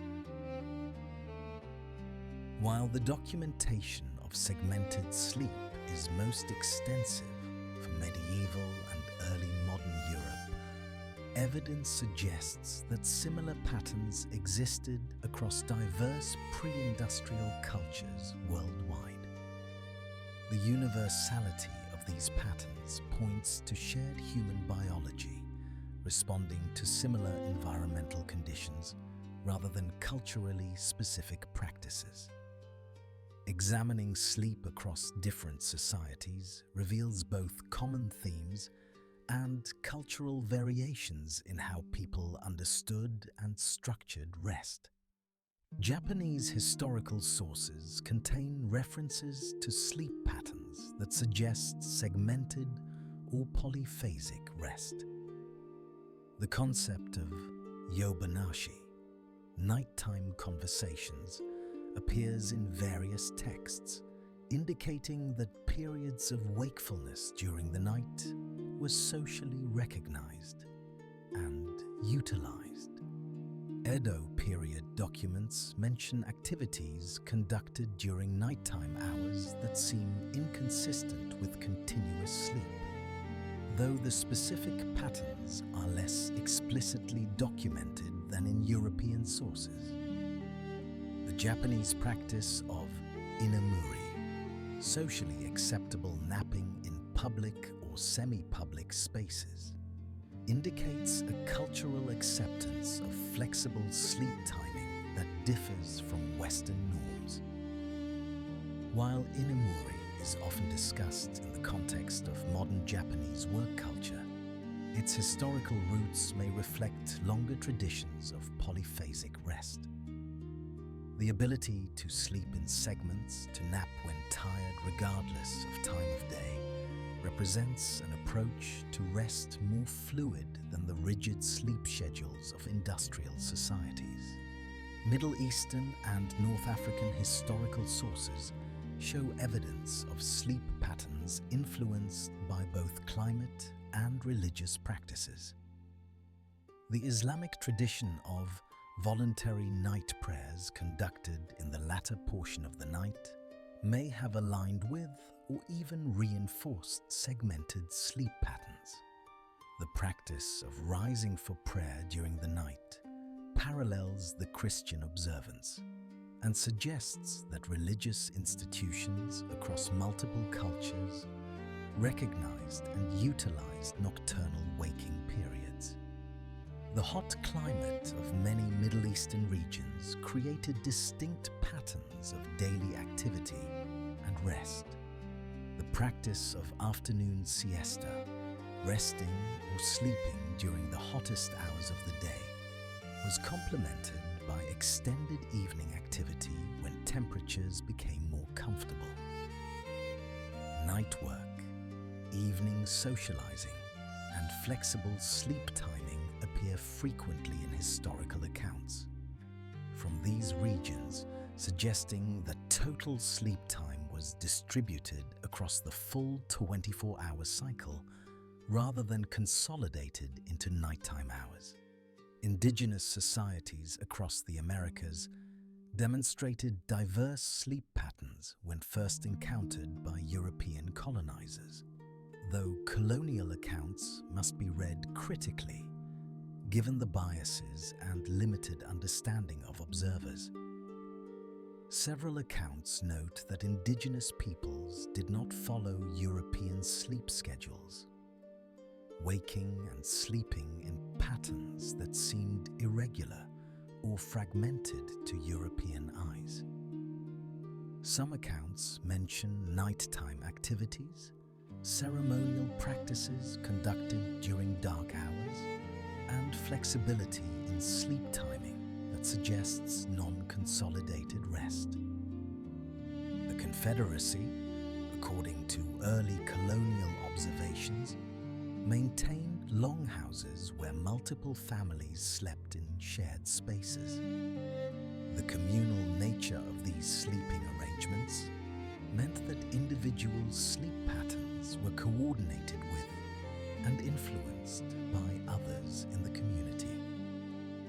Nighttime activities, including storytelling, councils, and ceremonial practices, occurred during hours when Europeans would typically be asleep, suggesting different cultural norms around nocturnal activity.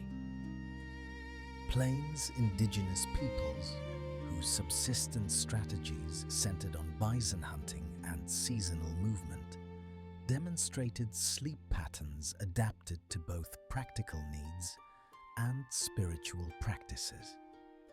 Vision quests, important rituals for many plains cultures, involved intentional sleep deprivation and isolation to facilitate spiritual experiences. The cultural significance attributed to dreams and visions indicates sophisticated attention to different states of consciousness and their meanings. Amazonian indigenous groups, studied by anthropologists in the 20th century, showed sleep patterns responsive to environmental conditions, including heat, humidity, insect activity, and seasonal variation. Hammock sleeping, practiced by many Amazonian cultures, offered advantages for air circulation and protection from ground-dwelling insects and animals. The flexibility of hammock sleeping arrangements allowed for easy adjustment based on weather and social needs. Pacific Islander cultures developed sophisticated navigation and voyaging technologies that required specific attention to sleep management during ocean journeys. Traditional navigation methods involved observing stars, currents, and other natural phenomena, requiring navigators to maintain awareness during nighttime hours. The sleep patterns of navigators during long voyages likely involved some form of polyphasic or segmented rest to maintain vigilance while still obtaining necessary sleep. Maori traditions in New Zealand, as documented in oral histories and early ethnographic accounts, included specific concepts and practices around sleep and dreaming. The concept of moe encompassed both sleep and dreaming, with dreams understood as potentially prophetic or spiritually significant. Sleeping arrangements in traditional ware houses were communal, with extended families sleeping in shared spaces. Sleep patterns adapted to extreme Arctic conditions represent perhaps the most dramatic example of human flexibility in rest. During winter months, when darkness extends nearly continuously at the highest latitudes, and summer months when the sun barely sets, maintaining regular circadian rhythms presents unique challenges. Historical and ethnographic sources suggest that communities developed more flexible, polyphasic sleep patterns during these extreme seasons. The design of traditional dwellings, whether snow houses, igloos, or skin tents, reflected attention to sleeping arrangements and conditions. Elevated sleeping platforms placed family members above the coldest air near the floor. The use of oil lamps for light and heat during dark winter months created specific environmental conditions affecting sleep. Shared sleeping spaces and use of sleeping bags made from animal furs addressed the extreme cold that would make individual sleeping spaces impractical. The transition between seasons at high Arctic latitudes required adaptation of sleep patterns. During the brief summer when near continuous daylight prevailed, communities adjusted their activity patterns, sleeping when tired rather than according to light-dark cycles that barely existed. This flexibility demonstrates human capacity to adapt rest patterns to extreme environmental conditions far outside the range experienced by most human populations. African cultures showed tremendous diversity in sleep patterns reflecting varied climates, subsistence strategies, social organizations, and spiritual traditions. The people of East Africa, whose semi-nomadic pastoralism required attention to cattle throughout day and night, developed watch systems where different community members maintained vigilance during various hours. This sentinel behavior ensured continuous protection of livestock while allowing individuals to obtain necessary sleep in segments. The people of West Africa, according to ethnographic documentation, held sophisticated beliefs about sleep, dreams, and consciousness. The concept of Orun, encompassing both heaven and the realm of ancestors, was understood as accessible during sleep through dreams. This spiritual understanding of sleep as a time when souls traveled between realms attributed profound significance to rest and dreaming. San peoples of southern Africa, among the oldest continuous populations, maintain sleep practices that may reflect very ancient human patterns. Anthropological studies have documented their flexible, polyphasic sleep with frequent nighttime activity, including storytelling, music, and spiritual practices. The trance dance, a central spiritual practice, often occurs during nighttime hours and involves altered states of consciousness that blur boundaries between waking and sleeping awareness. The practice of sleeping arrangements varied widely across African cultures. Some groups constructed separate sleeping houses or designated sleeping areas within larger dwellings. Others slept in communal spaces with minimal privacy.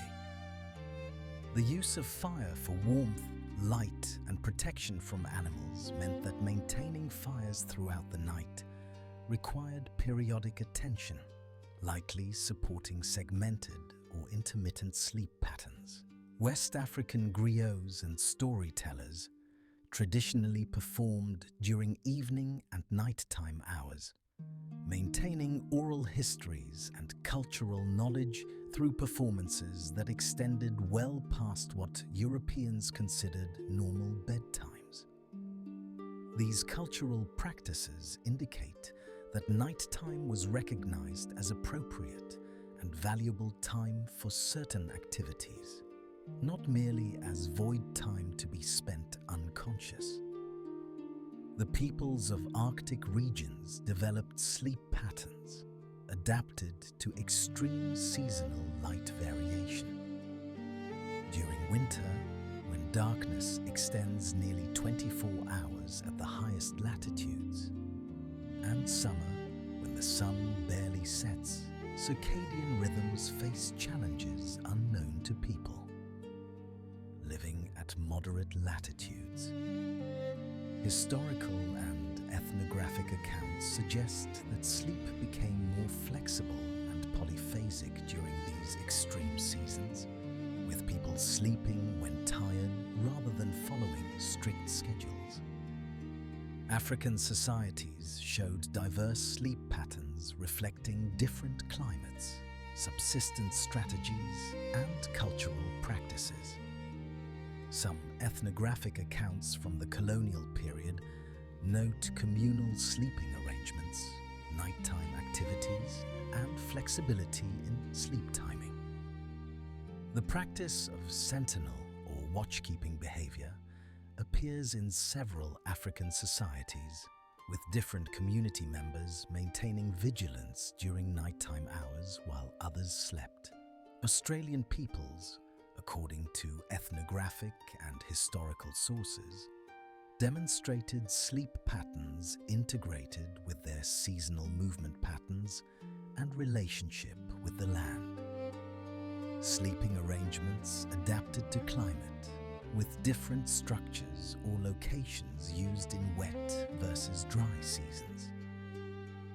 The importance of in-cosmology suggests sophisticated cultural attention to dreams and sleep states, though the specifics of historical sleep patterns remain incompletely documented. Across these diverse cultures, several common themes emerge. First, consolidated 8-hour sleep appears to have been rare or absent in most pre-industrial societies.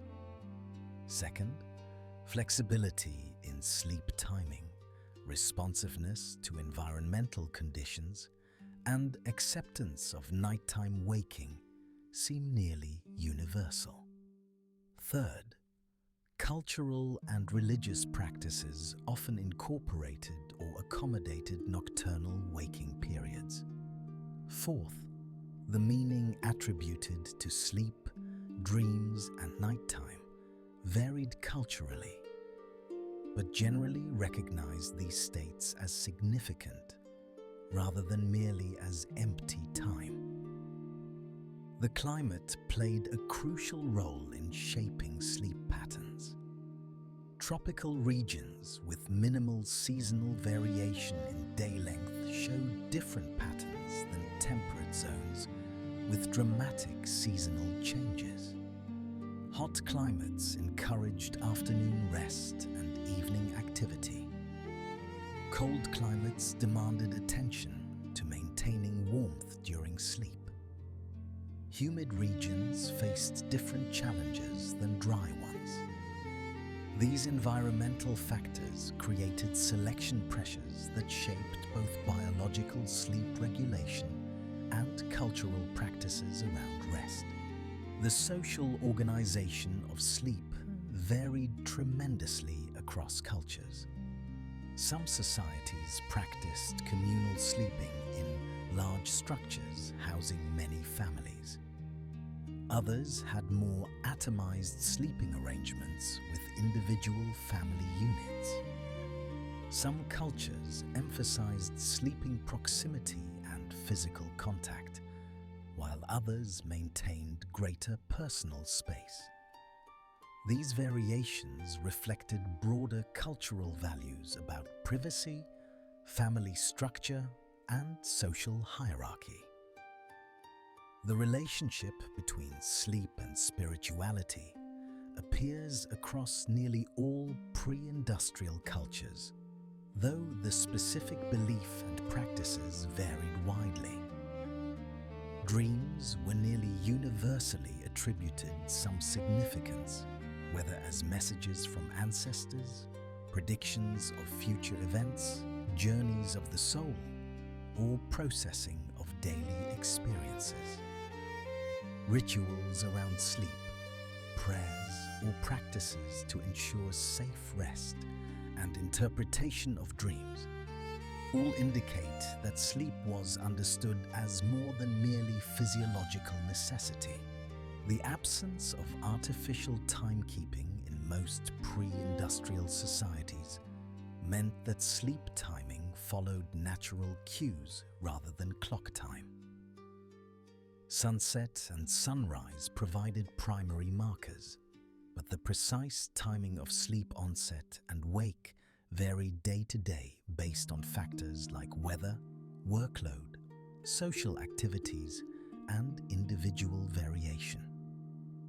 This flexibility stands in stark contrast to modern expectations of consistent sleep schedules maintained regardless of natural rhythms. The introduction of European colonial administration, Christianity, industrial labor practices, and artificial lighting disrupted indigenous sleep patterns in colonized regions. Colonial authorities often imposed work schedules inconsistent with traditional rest patterns. Christian missionaries discouraged nocturnal activities associated with indigenous spiritual practices. The adoption of Western timekeeping and work discipline gradually eroded flexible, segmented, or polyphasic sleep patterns in favor of consolidated nighttime rest. This cultural transformation of sleep patterns represents one of the less examined aspects of colonialism and globalization. The imposition of industrial time structures required not just changes in work schedules, but fundamental alterations in how bodies experienced rest. People whose ancestors had slept in segments for countless generations were expected to adopt consolidated sleep patterns aligned with factory shifts and Western norms.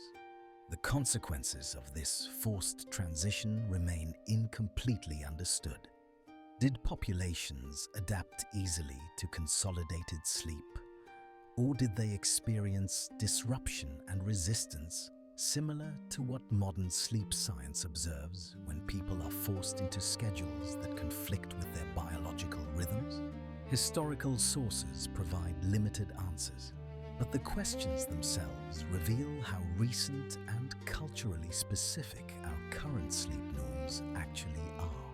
Understanding pre-industrial sleep across cultures demonstrates that human rest is simultaneously biologically constrained and culturally constructed. While all humans share basic sleep physiology, the specific patterns and practices around sleep vary tremendously based on environment, culture, social organization, and economic systems.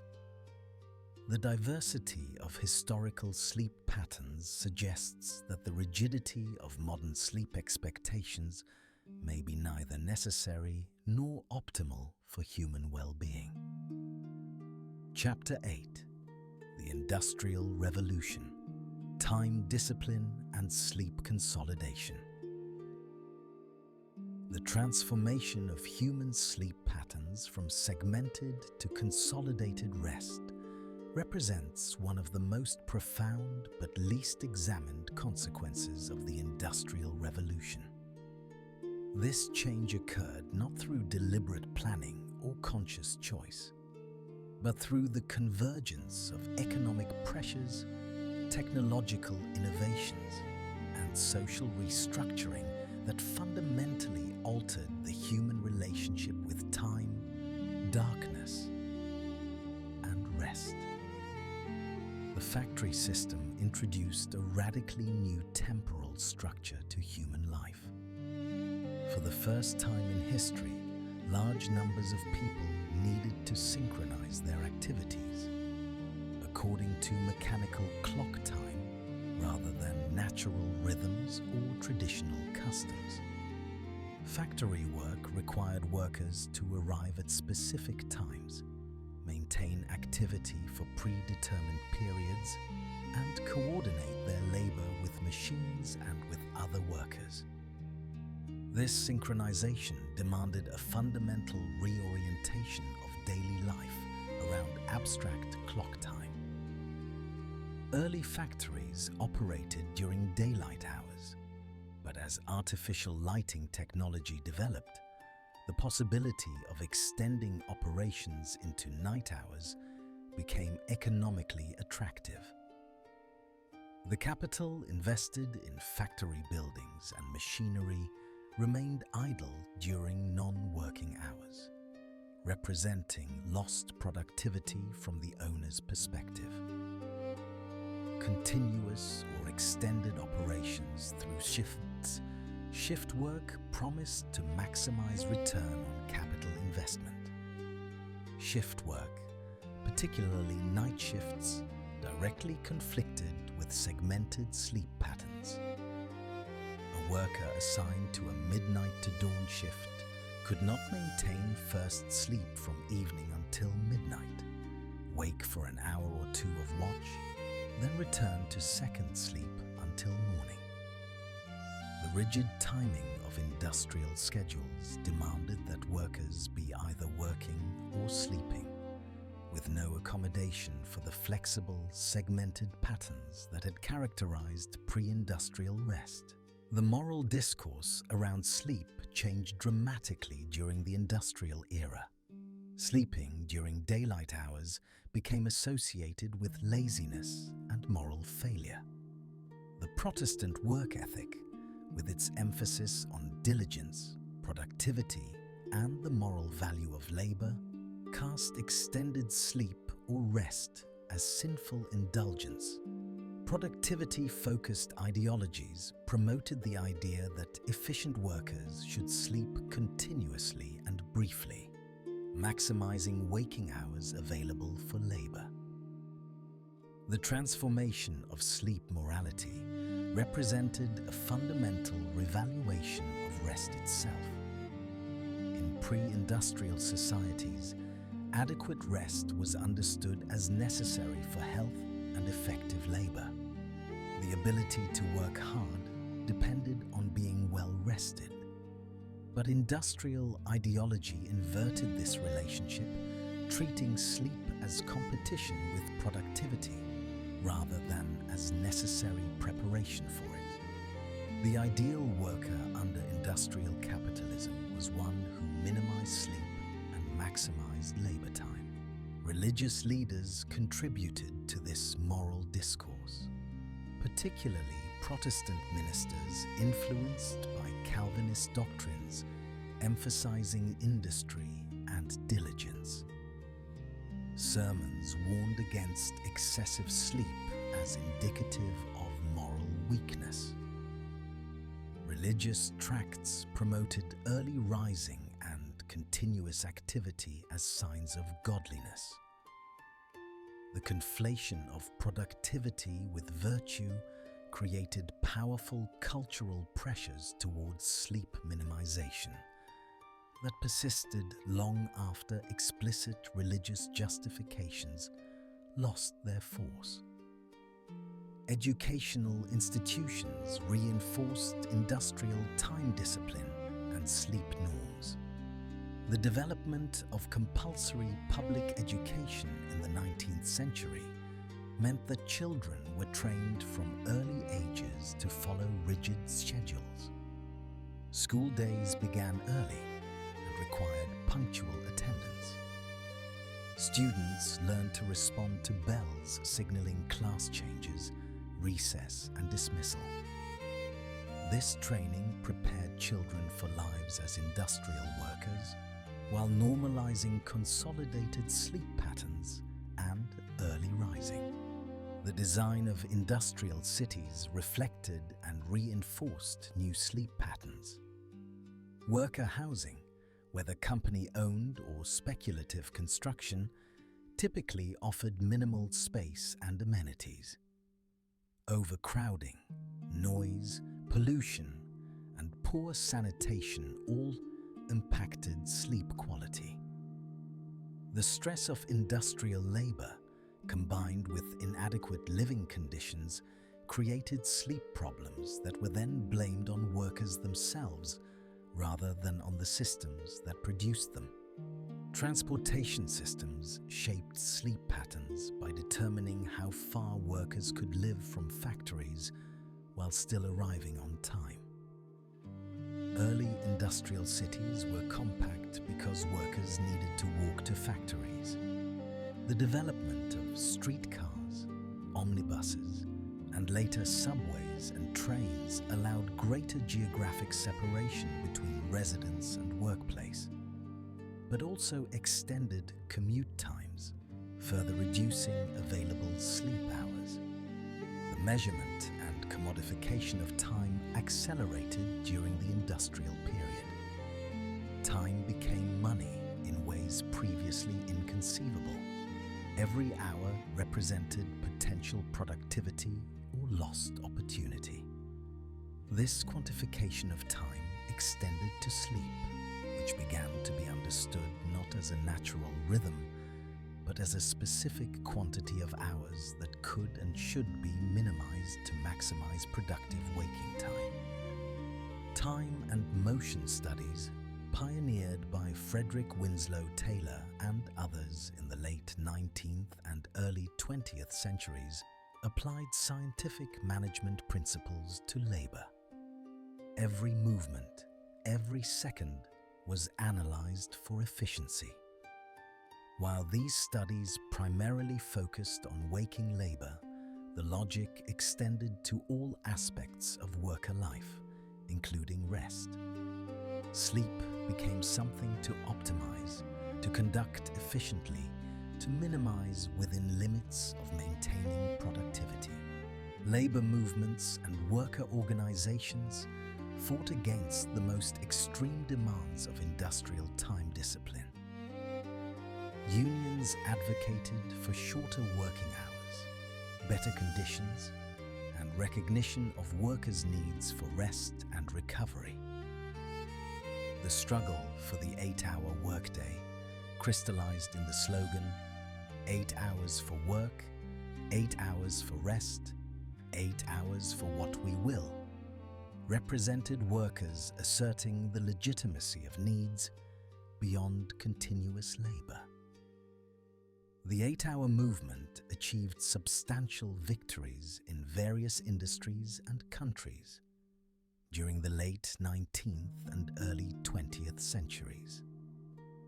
However, the 8 hours for rest portion of the slogan became understood primarily as sleep time, rather than as broader rest and recovery.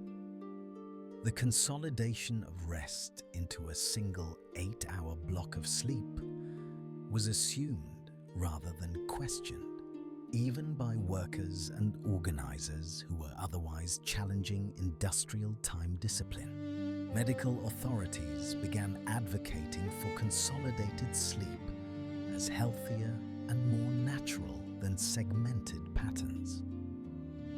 This medical advice directly contradicted centuries of human experience and historical practice, but aligned conveniently with industrial time requirements. Doctors warned against their supposed dangers of waking during the night, arguing that interrupted sleep prevented proper rest and restoration.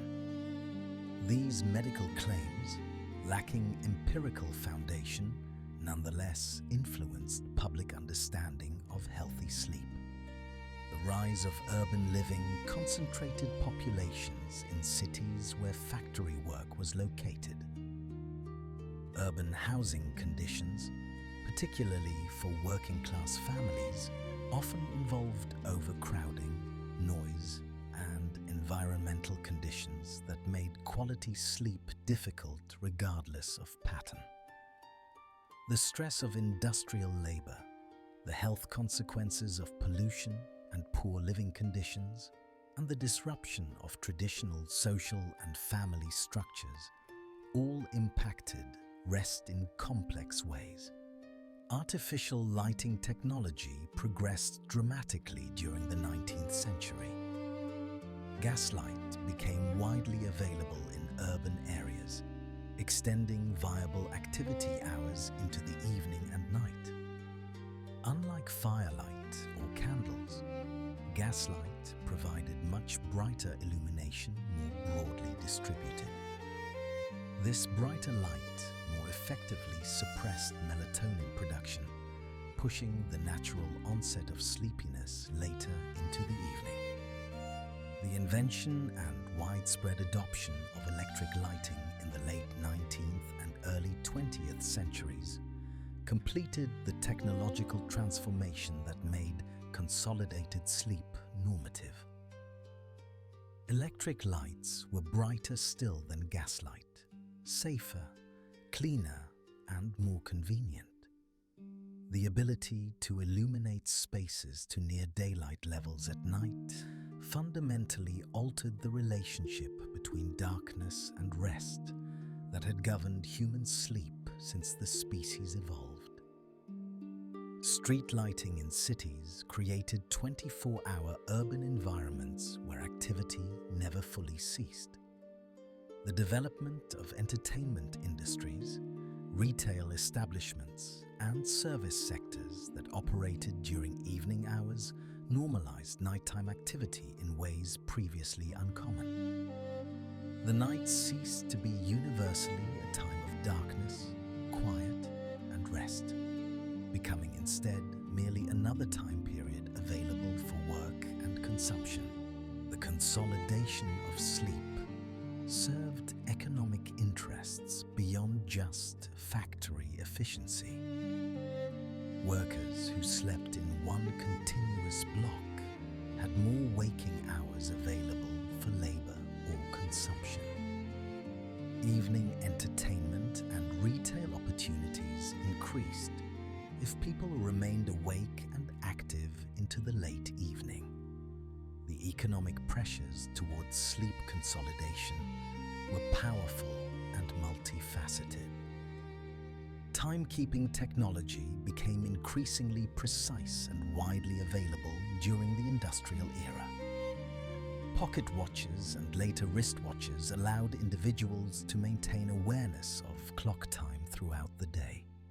Alarm clocks enabled people to wake at predetermined times, regardless of natural light cues or sufficient rest. These technologies made possible the precise time discipline that industrial capitalism required. The alarm clock represents a particularly significant technology for understanding the transformation of sleep. Before alarm clocks, people woke naturally when they had obtained sufficient rest, when daylight or environmental sounds indicated morning, or when household and community routines demanded attention. The alarm clock enabled, indeed required, waking at arbitrary times determined by work schedules rather than biological needs. This transformation from natural to alarm-induced wake represents a fundamental violation of human circadian rhythms and sleep architecture. The alarm clock forces consciousness at moments that may occur during deep sleep stages, creating jarring, stressful wake experiences. The physiological costs of repeatedly interrupting sleep with alarm clocks accumulate over time, contributing to chronic sleep deprivation and associated health problems. The standardization of time zones, driven by railroad scheduling needs in the late 19th century, further abstracted time from natural phenomena. Time became something determined by political and economic entities, rather than experienced through observation of sun and stars. This abstraction reinforced the industrial restructuring of daily life around mechanical clock time rather than natural rhythms. Education systems adapted to industrial time structures, training children from early ages to follow schedules, respond to bells, and structure their days according to predetermined time blocks. School schedules often conflicted with the natural sleep needs of children and adolescents, forcing wake times earlier than circadian rhythms would naturally support. This training prepared children for adult lives as industrial workers requiring time discipline. The transformation of sleep patterns did not occur instantly or uniformly. Rural populations maintained more traditional patterns longer than urban industrial workers. Some industries and occupations allowed more flexibility than others. Resistance to new time disciplines and work schedules appeared in various forms, from workers simply failing to arrive punctually to organized labor movements, demanding shorter working hours and better conditions. The cultural memory of segmented sleep persisted, even as the practice declined. References to first and second sleep continued to appear in documents into the 19th century, though with decreasing frequency. Older generations may have maintained traditional patterns even as younger people adopted consolidated sleep. The transition was gradual, occurring over several generations rather than abruptly. By the early 20th century, consolidated single-block sleep had become normative in industrialized societies. Medical textbooks taught this pattern as natural and healthy. Parents raised children with this expectation. The institutional structures of society, work, education, and entertainment all assumed and reinforced consolidated sleep. The alternative pattern, which had been universal for centuries, became forgotten or pathologized as abnormal. The speed and completeness of this transformation is remarkable. Within roughly a century, human sleep patterns that had been consistent for millennia were fundamentally altered. The biological and psychological consequences of this rapid change remain incompletely understood. Modern sleep science is only beginning to grapple with the question of whether the consolidated sleep pattern we consider normal is actually optimal for human health and functioning. The industrial transformation of sleep was not merely a neutral adaptation to new technologies and economic systems. It represented a subordination of human biological needs to the requirements of industrial capitalism. The timing, duration, and structure of sleep were reshaped to serve productive efficiency rather than human well-being. Understanding this history is crucial to understanding the contemporary crisis of sleep that afflicts industrialized societies. Chapter 9. Artificial Light: The Death of Darkness. The invention and widespread adoption of artificial lighting technologies represents the most consequential factor in the transformation of human sleep patterns.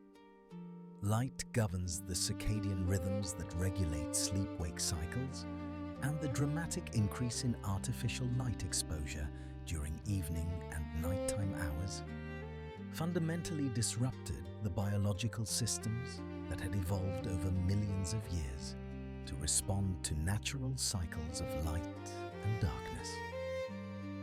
Before artificial lighting became widespread, human light exposure followed predictable patterns determined by the sun.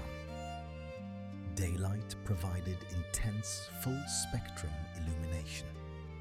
Twilight offered gradually dimming light as the sun set. Darkness after sunset was profound, interrupted only by firelight, moonlight, and starlight. This regular pattern of bright day and dark night provided powerful cues that synchronized circadian rhythms and regulated sleep onset. Firelight, the primary artificial light source for most of human history, differed dramatically from modern artificial lighting in intensity and spectral composition. Fire produces light primarily in the orange and red wavelengths with minimal blue light. The intensity of firelight drops off rapidly with distance, creating pools of dim illumination in otherwise dark spaces. These characteristics meant that firelight had relatively little effect on circadian rhythms and melatonin production. Candles and oil lamps, used for thousands of years, provided somewhat brighter and more controlled light than open fires, but remained expensive enough that most people used them sparingly. The famous phrase, "burning the midnight oil," reflects the fact that extending activity late into the night through artificial lighting required consuming valuable resources. Economic constraints naturally limited evening light exposure for most of the population. Gaslight, introduced in the early 19th century, represented the first major technological leap in artificial lighting. Gaslighting was brighter than candles or oil lamps, could illuminate larger spaces, and was more economical for urban homes and businesses that had access to gas lines. Major cities installed gas street lighting, creating urban environments where nighttime darkness was significantly diminished. The brightness and color temperature of gaslight more effectively suppressed melatonin production than firelight or candles. People exposed to gaslight during evening hours experienced delayed sleep onset compared to those relying on traditional lighting. This shift pushed bedtimes later, reducing available sleep time for workers who still needed to wake early for labor. The cumulative sleep deprivation resulting from this change may have contributed to health problems and reduced life expectancy during the industrial era. Electric lighting, invented in the late 19th century and rapidly adopted in the early 20th century, completed the technological transformation that made consolidated sleep normative. Electric lights were brighter than gaslight, safer, cleaner, and far more convenient. They could be switched on instantly, required no maintenance of flame or fuel supply, and posed minimal fire risk. The advantages were so overwhelming that electric lighting achieved nearly universal adoption in industrialized societies within a few decades. The spectral composition of early electric lighting, particularly incandescent bulbs, contained significant blue wavelengths that strongly suppress melatonin production. The intensity of electric lighting in typical indoor environments was far greater than any pre-electric artificial light source. These characteristics meant that people exposed to electric lighting during evening hours experienced powerful circadian disruption. Modern research has demonstrated the profound effects of light exposure on circadian rhythms. Light entering the eye, particularly blue wavelengths, is detected by specialized photoreceptor cells in the retina. These cells send signals to the suprachiasmatic nucleus, a brain region that serves as the master circadian clock. This clock regulates the production of melatonin by the pineal gland, with light exposure suppressing melatonin and darkness allowing its production. It is not merely a sleep-inducing hormone.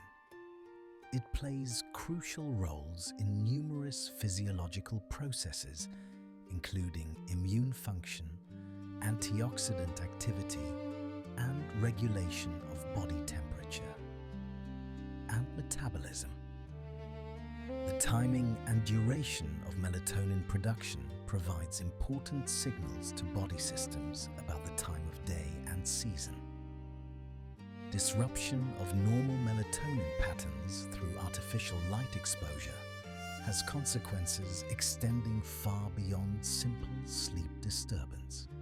Evening light exposure delays the circadian clock, pushing natural sleep onset later.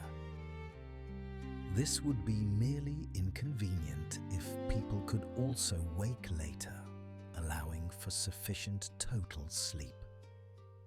But work and school schedules typically require early waking regardless of when sleep occurred. This creates a mismatch between biological sleep timing and social schedules, a phenomenon sleep researchers term social jet lag. The development of electric lighting enabled a host of evening and nighttime activities that were previously difficult or impossible. Entertainment venues operated late into the evening. Retail establishments extended their hours. Reading and other home activities continued well past natural darkness. The cultural norm shifted from evening hours as a transition to sleep toward evening as prime time for consumption and activity. Shift work became feasible on a much larger scale with electric lighting. Factories could operate 24 hours with workers rotating through day, evening and night shifts. This continuous operation maximized the productivity of capital equipment, but imposed enormous costs on workers' health and well-being. Night shift workers must attempt to sleep during daylight hours, when their circadian rhythms promote wakefulness, leading to chronic sleep deprivation and circadian disruption. The health consequences of circadian disruption through shift work are well documented in modern medical research. Shift workers experience elevated rates of cardiovascular disease, metabolic disorders including diabetes and obesity, gastrointestinal problems, and various cancers. The International Agency for Research on Cancer has classified shift work involving circadian disruption as a probable carcinogen. These health costs were unknown or unacknowledged when shift work became widespread. Television, introduced in the mid-20th century, brought bright, flickering light sources into homes during evening hours. Television viewing became a dominant evening activity in industrialized societies, with people frequently watching until shortly before bedtime. The light from television screens suppresses melatonin production and delays sleep onset, while the stimulating content of programming can create mental arousal that impedes the transition to sleep. Computer screens, smartphones, tablets, and other electronic devices with backlit displays have intensified evening light exposure in recent decades.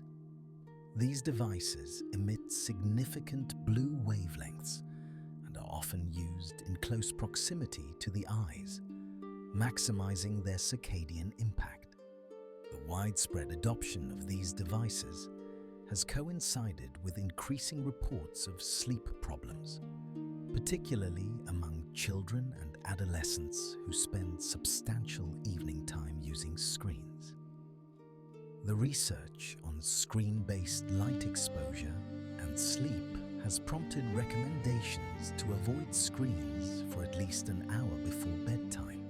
Some devices now include night mode settings that reduce blue wavelength emission during evening hours. These technological solutions acknowledge the problem of screen light exposure, but cannot fully compensate for the broader issue of living in brightly lit environments after dark. Outdoor light pollution has increased dramatically in recent decades, particularly in urban areas.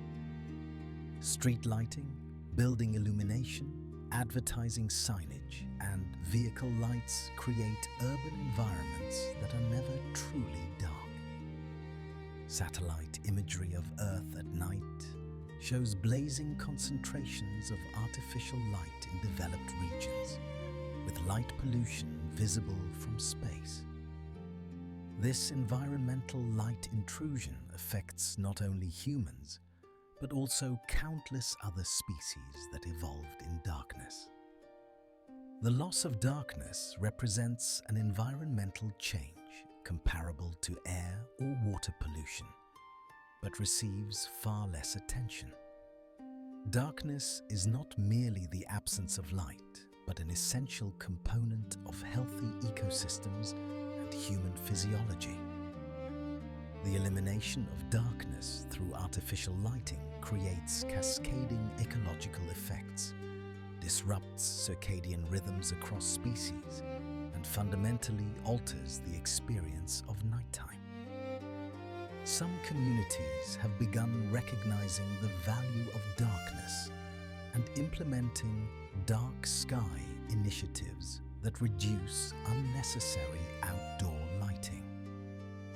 These efforts acknowledge that excessive artificial lighting wastes energy, disrupts wildlife, and harms human health. The growing dark sky movement represents a nascent recognition that the complete elimination of darkness was neither necessary nor beneficial. The transformation of night from universally dark to variably lit has eliminated one of the most powerful environmental cues that governed human sleep for millions of years. Our circadian systems evolved to respond to bright days and dark nights, with twilight providing transitional periods that signaled impending sleep or wake. Modern light exposure patterns bear no resemblance to this evolutionary environment, and the consequences manifest in widespread sleep disorders and circadian disruption.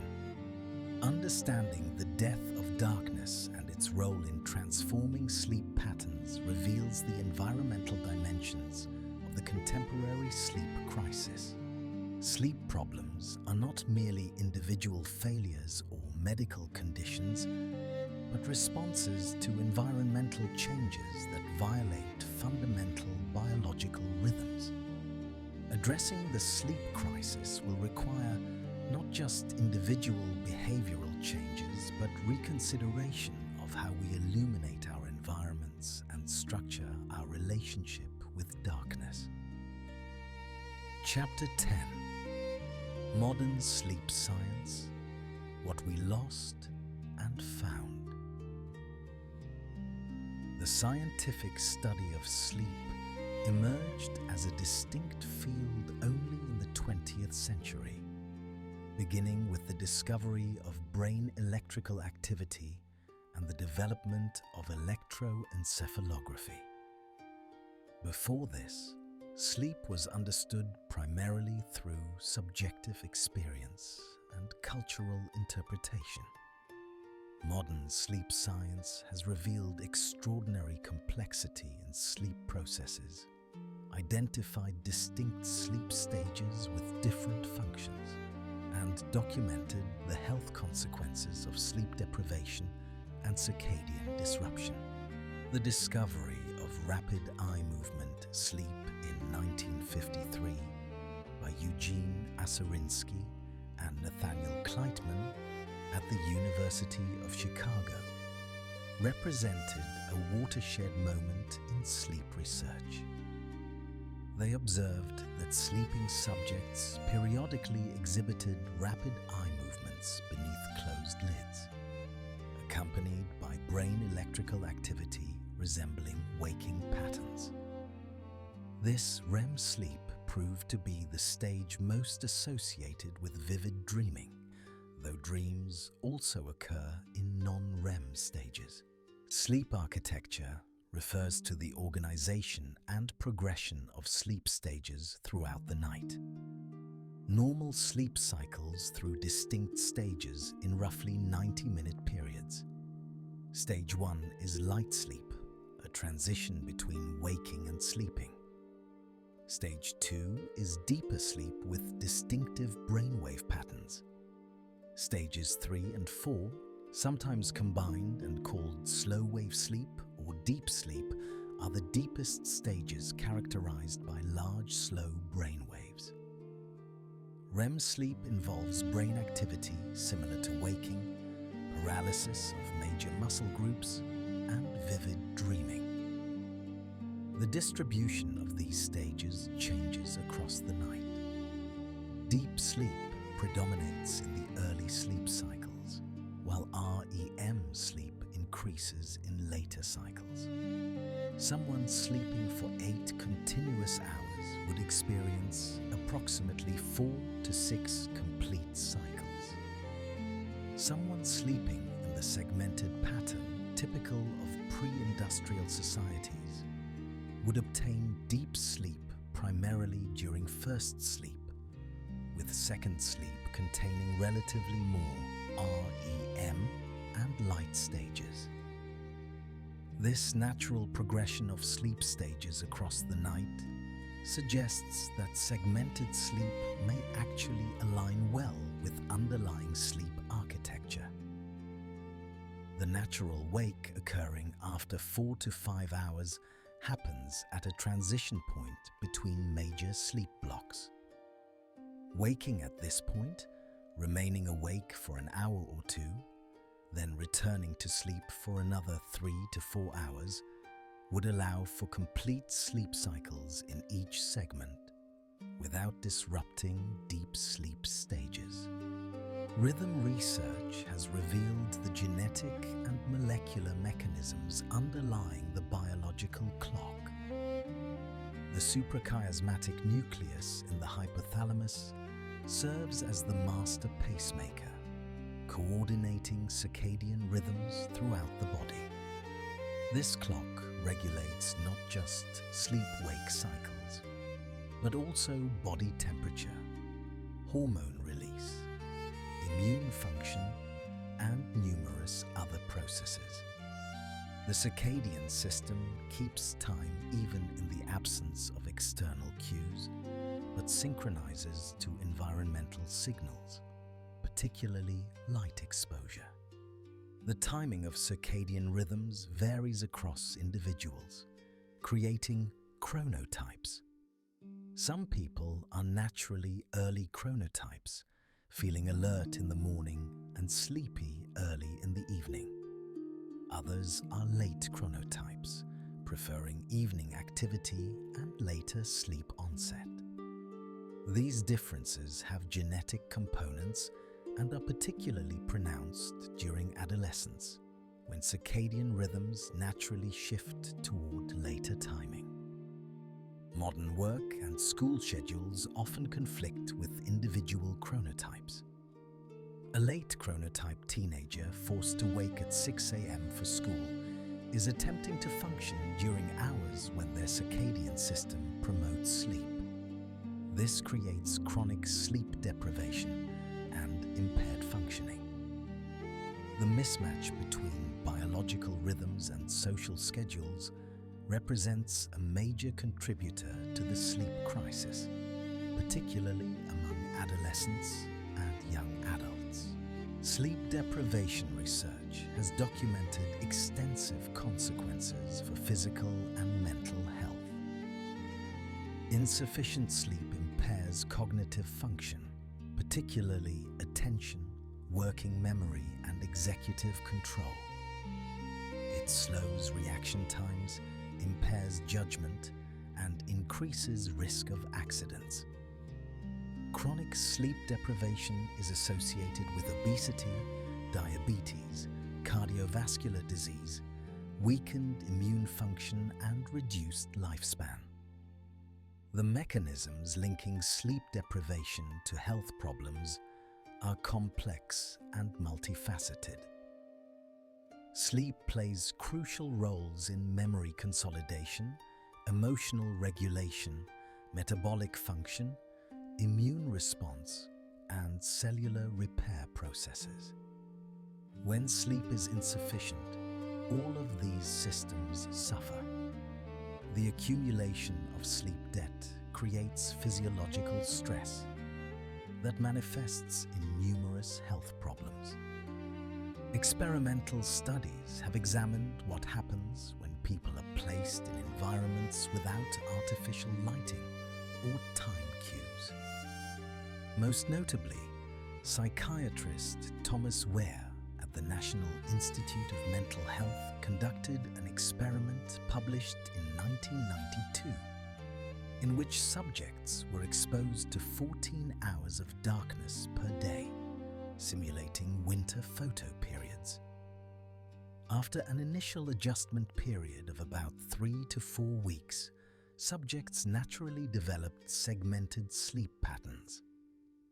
They typically slept for 3 to 5 hours, woke for 1 to 3 hours of quiet wakefulness, then slept for another 3 to 5 hours. This experimental finding provides scientific support for the possibility that segmented sleep may represent a natural human pattern when artificial lighting is absent. The subjects did not feel sleep-deprived or report distress about waking during the night. Many described the wake interval as peaceful and pleasant, similar to historical descriptions of the watch. This suggests that much of the anxiety modern people feel about nighttime waking is culturally constructed rather than biologically necessary. Sleep medication use has increased dramatically in recent decades, with millions of people using prescription or over-the-counter sleep aids regularly. These medications work through various mechanisms to induce sedation or drowsiness, but most do not produce natural sleep architecture. Many sleep medications reduce deep sleep and REM sleep while increasing light stage sleep. The sleep obtained through medication may be quantitatively sufficient but qualitatively different from natural sleep. One of the most commonly prescribed classes of sleep medications work by enhancing the effect of an inhibitory neurotransmitter in the brain.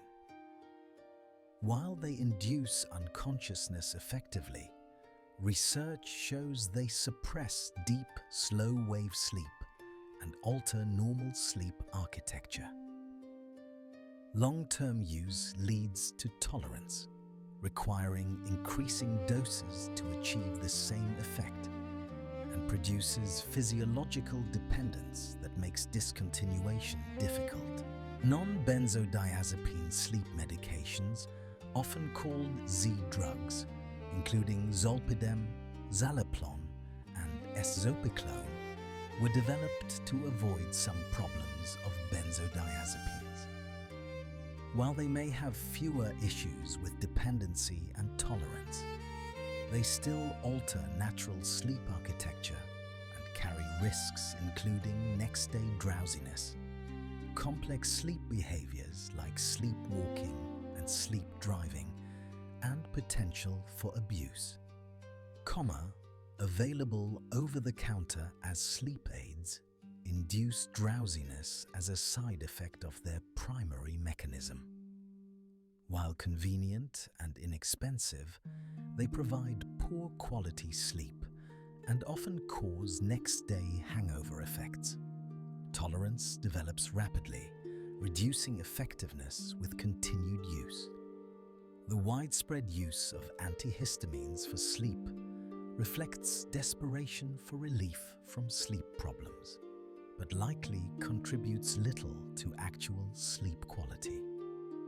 Supplements have gained popularity as a more natural sleep aid. Is a hormone naturally produced by the pineal gland in response to darkness.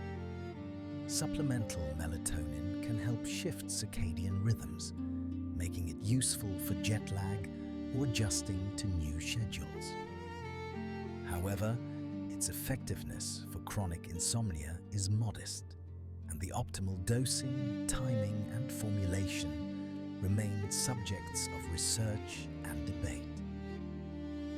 The long-term use of sleep medications carries risks including dependency, tolerance, cognitive impairment, and paradoxically, worsening sleep problems.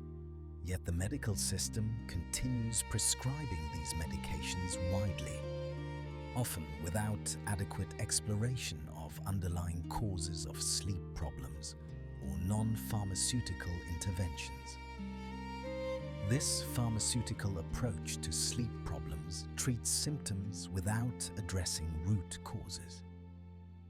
Cognitive behavioral therapy for insomnia has demonstrated effectiveness comparable to or better than sleep medications for many people with chronic insomnia. This therapy addresses thoughts and behaviors that perpetuate sleep problems, including anxiety about sleep, maladaptive sleep habits, and unrealistic expectations about sleep. Significantly, CBTI often involves educating patients that some nighttime waking is normal and need not be distressing. A message that aligns with historical sleep patterns.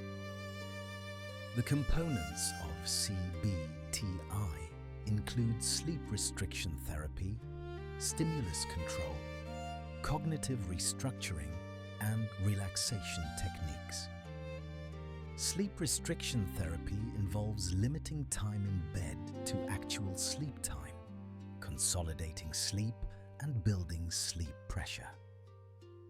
This counterintuitive approach often improves sleep efficiency and quality.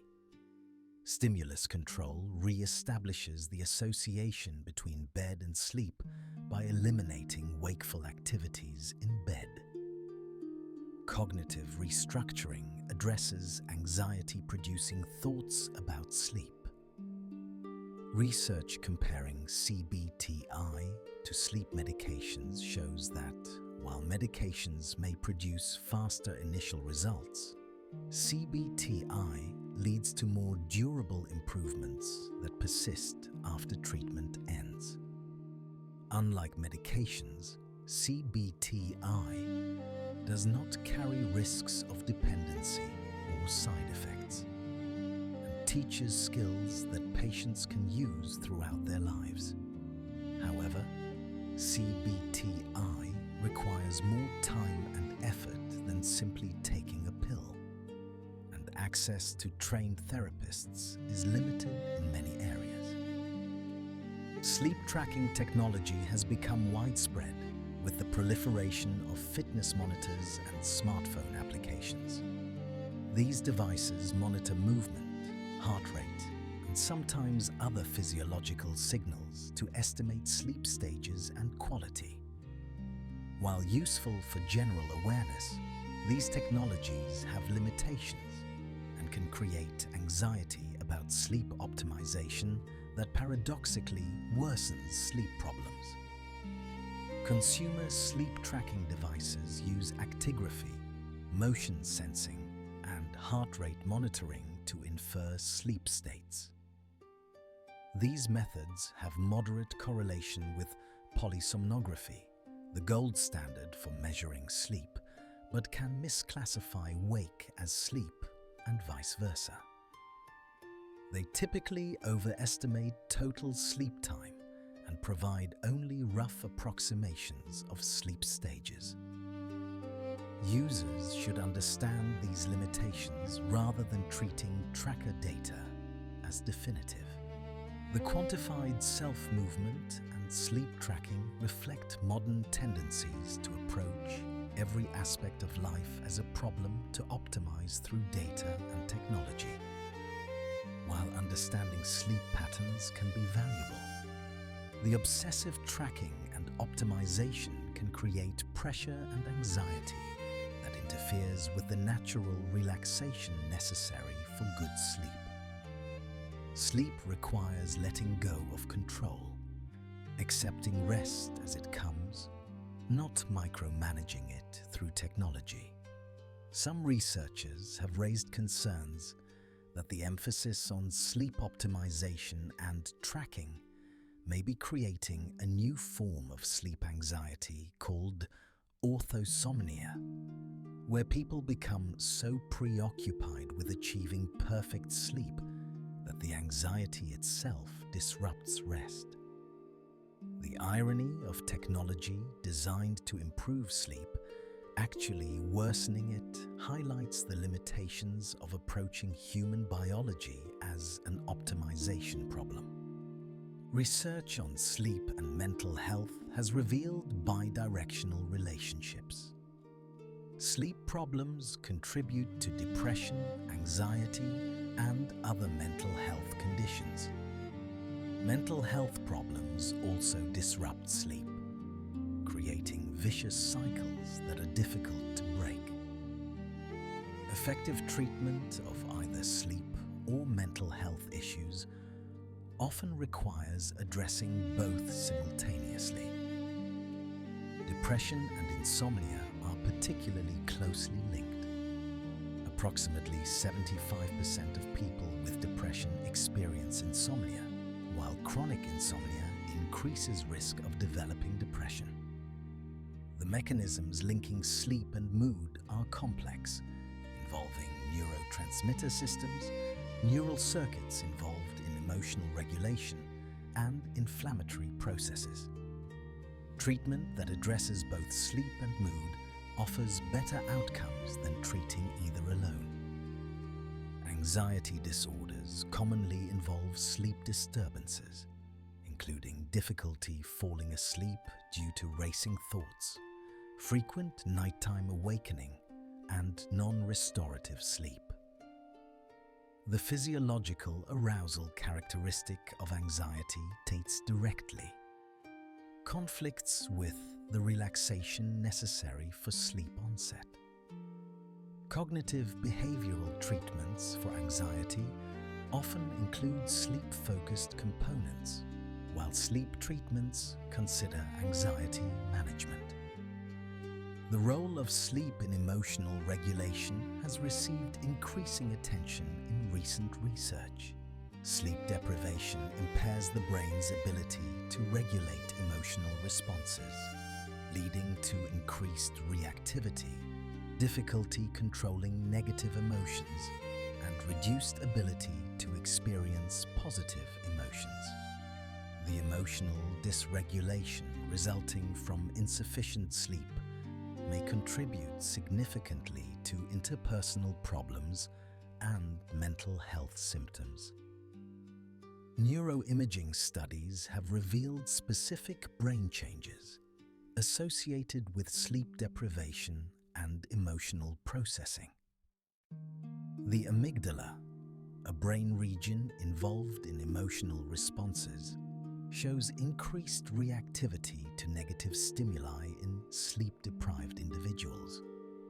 Meanwhile, connections between the amygdala and prefrontal cortex, which normally regulate emotional responses, show decreased activity. This combination produces emotional responses that are stronger and less well controlled. Sleep's role in memory consolidation extends beyond simple strengthening of memories to include integration of new information with existing knowledge, extraction of patterns and rules, and creative insight.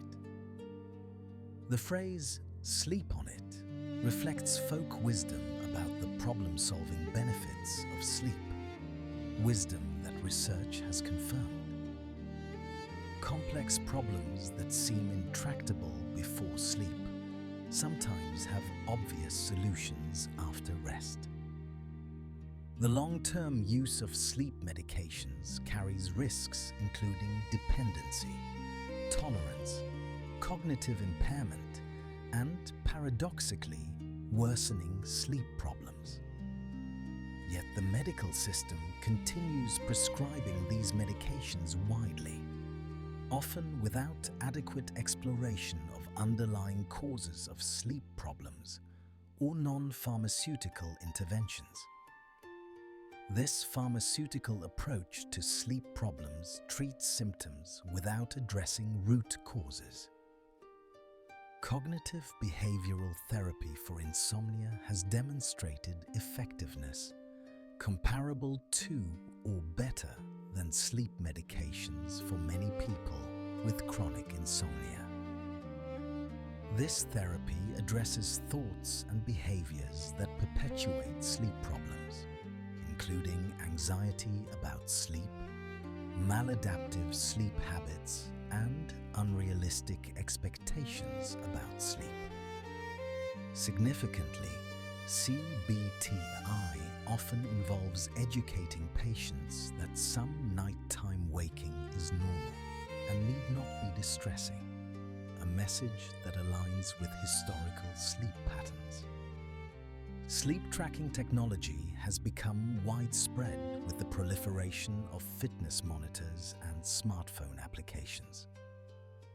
These devices monitor movement, heart rate, and sometimes other physiological signals to estimate sleep stages and quality. While useful for general awareness, these technologies have limitations and can create anxiety about sleep optimization that paradoxically worsens sleep problems. The quantified self-movement and sleep tracking reflect modern tendencies to approach every aspect of life as a problem to optimize through data and technology. While understanding sleep patterns can be valuable, the obsessive tracking and optimization can create pressure and anxiety that interferes with the natural relaxation necessary for good sleep. Sleep requires letting go of control, accepting rest as it comes, not micromanaging it through technology. Research on sleep and mental health has revealed bidirectional relationships. Sleep problems contribute to depression, anxiety, and other mental health conditions. Mental health problems also disrupt sleep, creating vicious cycles that are difficult to break. Effective treatment of either sleep or mental health issues often requires addressing both simultaneously. The role of sleep in emotional regulation has received increasing attention in recent research. Sleep deprivation impairs the brain's ability to regulate emotional responses, leading to increased reactivity, difficulty controlling negative emotions, and reduced ability to experience positive emotions. The emotional dysregulation resulting from insufficient sleep may contribute significantly to interpersonal problems and mental health symptoms. Dreams and their functions remain incompletely understood, despite a century of scientific study. REM sleep and dreaming appear to play roles in emotional processing, memory consolidation, and creativity. The exact mechanisms and purposes of dreaming continue to be debated, but evidence suggests that dreams are not merely random neural firing, but meaningful cognitive processes that serve important functions. The rediscovery of historical sleep patterns has begun influencing clinical approaches to insomnia.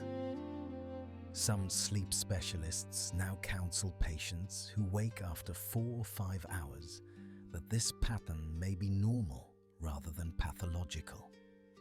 Rather than fighting to immediately return to sleep, patients are encouraged to accept the wake, use the time quietly and peacefully, then return to sleep naturally.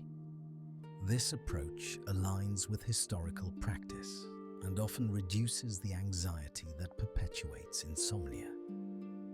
Modern sleep science has revealed the complexity and importance of sleep, while paradoxically existing in a society where sleep is systematically undermined by work schedules, artificial lighting, and cultural attitudes that devalue rest. The knowledge gained through scientific study has not yet translated into social and economic structures that support healthy sleep. Bridging this gap between knowledge and practice represents one of the major challenges facing contemporary society. Chapter 11. contemporary sleep crisis, and ancestral wisdom. The contemporary sleep crisis affects hundreds of millions of people worldwide, manifesting in epidemic rates of insomnia, chronic sleep deprivation, and related health problems.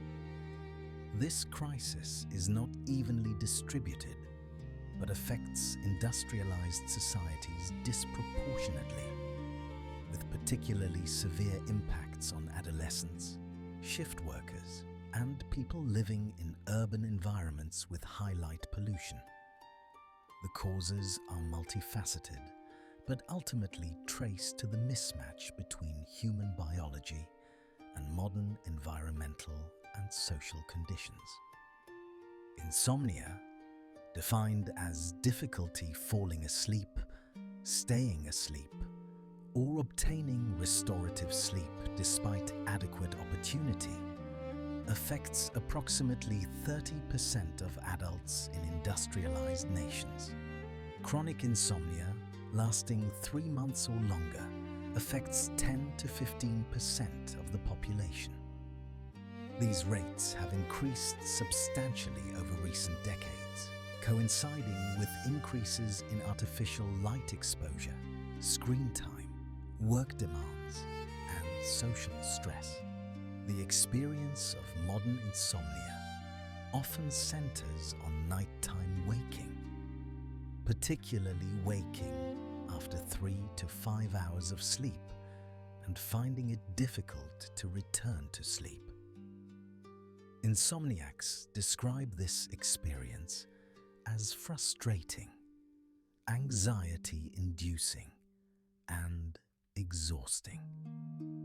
They lie in the darkness, feeling pressure to return to sleep, watching the clock, calculating remaining sleep opportunity, and feeling increasingly distressed about their inability to sleep. This anxiety itself becomes a self-perpetuating barrier to sleep.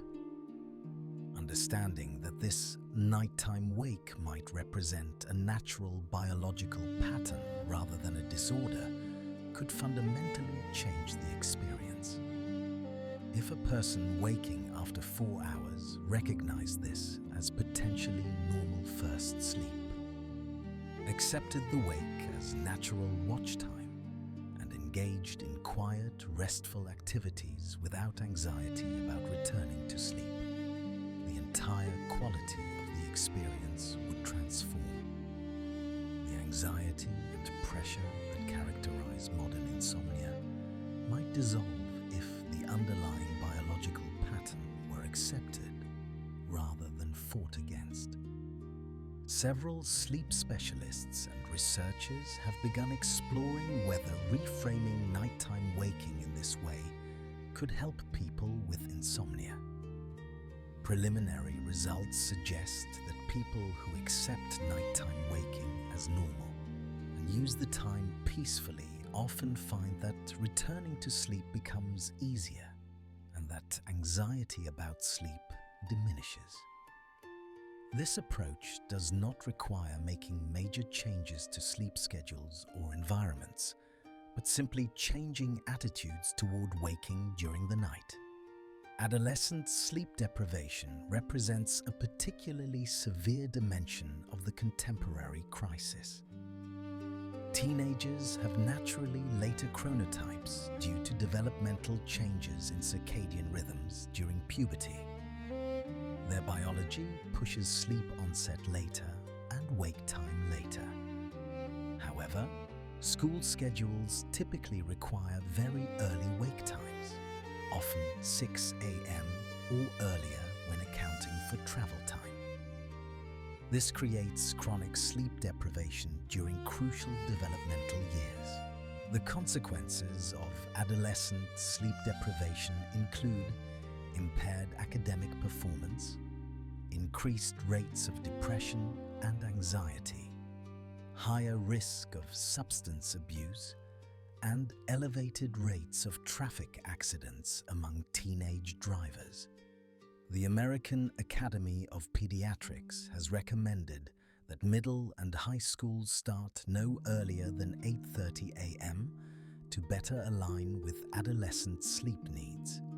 But most schools have not adopted later start times due to logistical and financial barriers. Shift workers face extreme circadian disruption that cannot be fully mitigated through sleep practices or environmental modifications. Working during biological nighttime hours and attempting to sleep during daytime creates a fundamental conflict with circadian rhythms. Even with blackout curtains and quiet environments, daytime sleep is typically shorter and less restorative than nighttime sleep. The health costs of shift work are substantial and well documented, but economically tolerated because modern society demands 24-hour services. The economic organization of contemporary society shows little consideration for human sleep needs. The expectation of constant availability through email and phones, work demands that extend into evening and nighttime hours, long commutes that reduce available sleep time, and service industry shifts that rotate workers through various schedules. All prioritize economic productivity over human well-being. Addressing the sleep crisis would require challenging these economic structures. The technology sector particularly exemplifies disregard for sleep needs through cultures celebrating overwork and sleep deprivation. Stories of entrepreneurs sleeping under desks, working 100-hour weeks, and prioritizing constant productivity have been romanticized as signs of commitment and success. This valorization of sleep sacrifice sends powerful messages that rest is expendable and that successful people minimize sleep to maximize productivity. The gig economy and precarious employment have intensified pressures on sleep. Workers holding multiple part-time jobs to earn sufficient income must coordinate schedules across employers, often leaving little time for sleep. The unpredictability of scheduling in many service sector jobs makes maintaining consistent sleep schedules nearly impossible. The economic insecurity of precarious work creates stress and anxiety that themselves disrupt sleep. Global connectivity and 24-hour markets mean that some professionals are expected to be available across time zones, participating in conference calls during hours that conflict with local sleep time. Financial markets that trade continuously, customer service operations serving global clients, and multinational corporations coordinating across continents all create pressures for some workers to be available during their biological nighttime.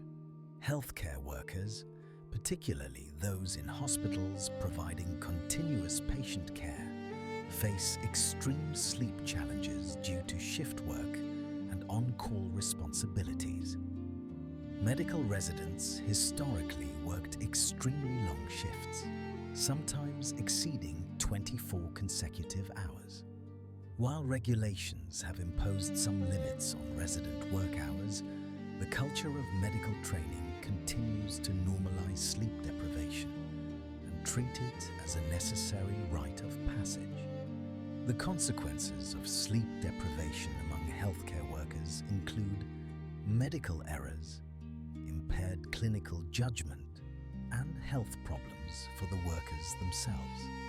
Research has documented that sleep-deprived physicians make more diagnostic errors, prescribe medications incorrectly more frequently, and have slower reaction times. Yet the structure of healthcare delivery continues to require shift work and long hours that guarantee sleep deprivation. Cultural attitudes towards sleep in industrialized societies often treat it as optional or malleable, rather than as a biological necessity. Sleep is seen as something that can be sacrificed for work, recreation, or other priorities. People who prioritize sleep are sometimes viewed as lazy or unproductive. These attitudes reflect and reinforce social systems that devalue rest. The wellness industry has responded to the sleep crisis by marketing numerous products and services promising better sleep. Sleep tracking devices, specialized mattresses and pillows, white noise machines, aromatherapy products, supplements, and countless apps and programs all claim to improve sleep. While some of these may provide modest benefits, they cannot address the fundamental environmental and social causes of sleep problems. The focus on individual solutions to the sleep crisis, while ignoring systemic causes, represents a failure to recognize the historical and structural dimensions of the problem. No amount of individual sleep hygiene practices, supplements, or tracking devices can fully compensate for artificial light exposure, work schedules that conflict with circadian rhythms, or cultural devaluation of rest. Meaningful progress requires social and economic changes, not just individual behavior modification. Some communities and organizations have begun experimenting with approaches that better respect human sleep needs. A few school districts have adopted later start times for adolescents. Some companies have eliminated expectation of evening and weekend email responses. Flexible work schedules allowed some employees to align work with their chronotypes. These changes remain exceptional rather than normative, but demonstrate that alternatives are possible. The rediscovery of historical sleep patterns provides not just intellectual interest, but practical wisdom that might help address contemporary problems. Understanding that segmented sleep was normal for centuries, that nighttime waking was expected and valued, that darkness and natural light cycles governed rest, all challenge modern assumptions about sleep and suggest alternative approaches. This does not mean everyone should attempt to return to segmented sleep or pre-industrial lifestyles. The complexity of modern society and the benefits of many modern technologies are real. But recognizing that current sleep patterns are historically recent inventions rather than universal human norms creates space to question whether these patterns serve us well and whether modifications might be beneficial. Some principles from ancestral sleep wisdom could be adapted to contemporary contexts.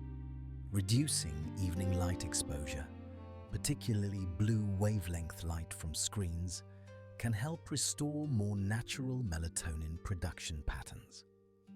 Accepting that some nighttime waking is normal can reduce anxiety that perpetuates insomnia. Respecting individual chronotype variation, rather than imposing one-size-fits-all schedules, could improve well-being for many people. Valuing rest and darkness as essential to health, rather than obstacles to productivity, represents a fundamental attitude shift. The contemporary sleep crisis and the wisdom revealed by studying historical sleep patterns converge on a central recognition that modern life systematically violates the human biological needs around rest. The question is whether society will continue prioritizing economic productivity over human well-being, or whether the evidence of mounting health costs will prompt reconsideration of how we structure time, work, light exposure, and rest. Chapter 12. Conclusion. Reclaiming rest in a wakeful world.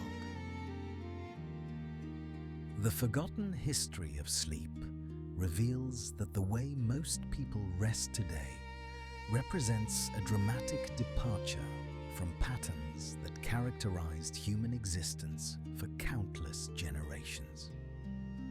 The consolidated 8-hour sleep block that modern society considers normal is actually a recent invention, emerging only in the last 200 years through the convergence of industrial capitalism, artificial lighting technology, and cultural ideologies that prioritized productivity over biological needs. For thousands of years, humans slept in segments, waking naturally during the night for an interval of quiet rest before returning to sleep until dawn. This pattern was so universal, so deeply embedded in daily life, that historical documents reference it casually, assuming reader familiarity. The watch between first and second sleep was not anxious, restless time, but a valued interval recognized as having unique qualities different from either full sleep or daytime consciousness. The transformation from segmented to consolidated sleep occurred through processes that were largely unconscious and unintended. No one decided that humans should change their fundamental sleep patterns. Rather, the requirements of factory labor, the availability of artificial lighting, and evolving cultural attitudes toward time and productivity gradually eroded conditions that had supported segmented sleep for millennia. Within several generations, the old pattern was not just abandoned, but forgotten, to the extent that historians examining references to first and second sleep initially failed to recognize their significance. Modern sleep science, through extensive research into circadian rhythms, sleep architecture, and the consequences of sleep deprivation, has revealed both the complexity and the importance of sleep for human health and functioning. This scientific knowledge demonstrates that sleep is not optional or infinitely flexible, but rather a biological necessity governed by ancient evolutionary processes. The conditions that best support healthy sleep involve regular light-dark cycles, appropriate timing relative to circadian rhythms, and sufficient total sleep time. Yet contemporary society systematically undermines these conditions. Artificial lighting eliminates darkness, extending activity into hours when circadian rhythms promote sleep. Work and school schedules often conflict with individual chronotypes, creating chronic misalignment between biological timing and social demands. Cultural attitudes treat sleep as something to minimize or overcome rather than as essential to well-being. The predictable result is epidemic sleep problems and associated health consequences. Understanding the history of sleep provides perspective on the contemporary crisis. Current difficulties are not simply individual failures or random medical conditions, but rather systematic responses to environmental and social conditions that violate fundamental biological needs. People struggling with insomnia may be experiencing ancestral sleep patterns, a attempting to assert themselves despite cultural conditioning to suppress them. The middle-of-the-night wake that creates such distress for modern sleepers was once normal, expected, and even valued. This historical understanding does not provide simple solutions to complex problems. We cannot simply return to pre-industrial conditions, nor would most people wish to abandon modern technologies and conveniences. The benefits of electric lighting, modern medicine, and contemporary life are real. But recognizing that current patterns are choices rather than biological inevitabilities creates space to question whether these choices serve us well and whether modifications might be beneficial. Several practical principles emerge from understanding sleep history. First, reducing evening light exposure, particularly from bright artificial sources and screens, can help restore more natural circadian rhythms. This does not require eliminating modern lighting, but rather being more intentional about when and how intensely we use it. Dimmer, warmer-toned lighting in evening hours, avoiding screens before bedtime, and maintaining genuinely dark sleeping environments can all support better sleep. Second, accepting that some nighttime waking is normal can transform the experience of middle-of-the-night consciousness.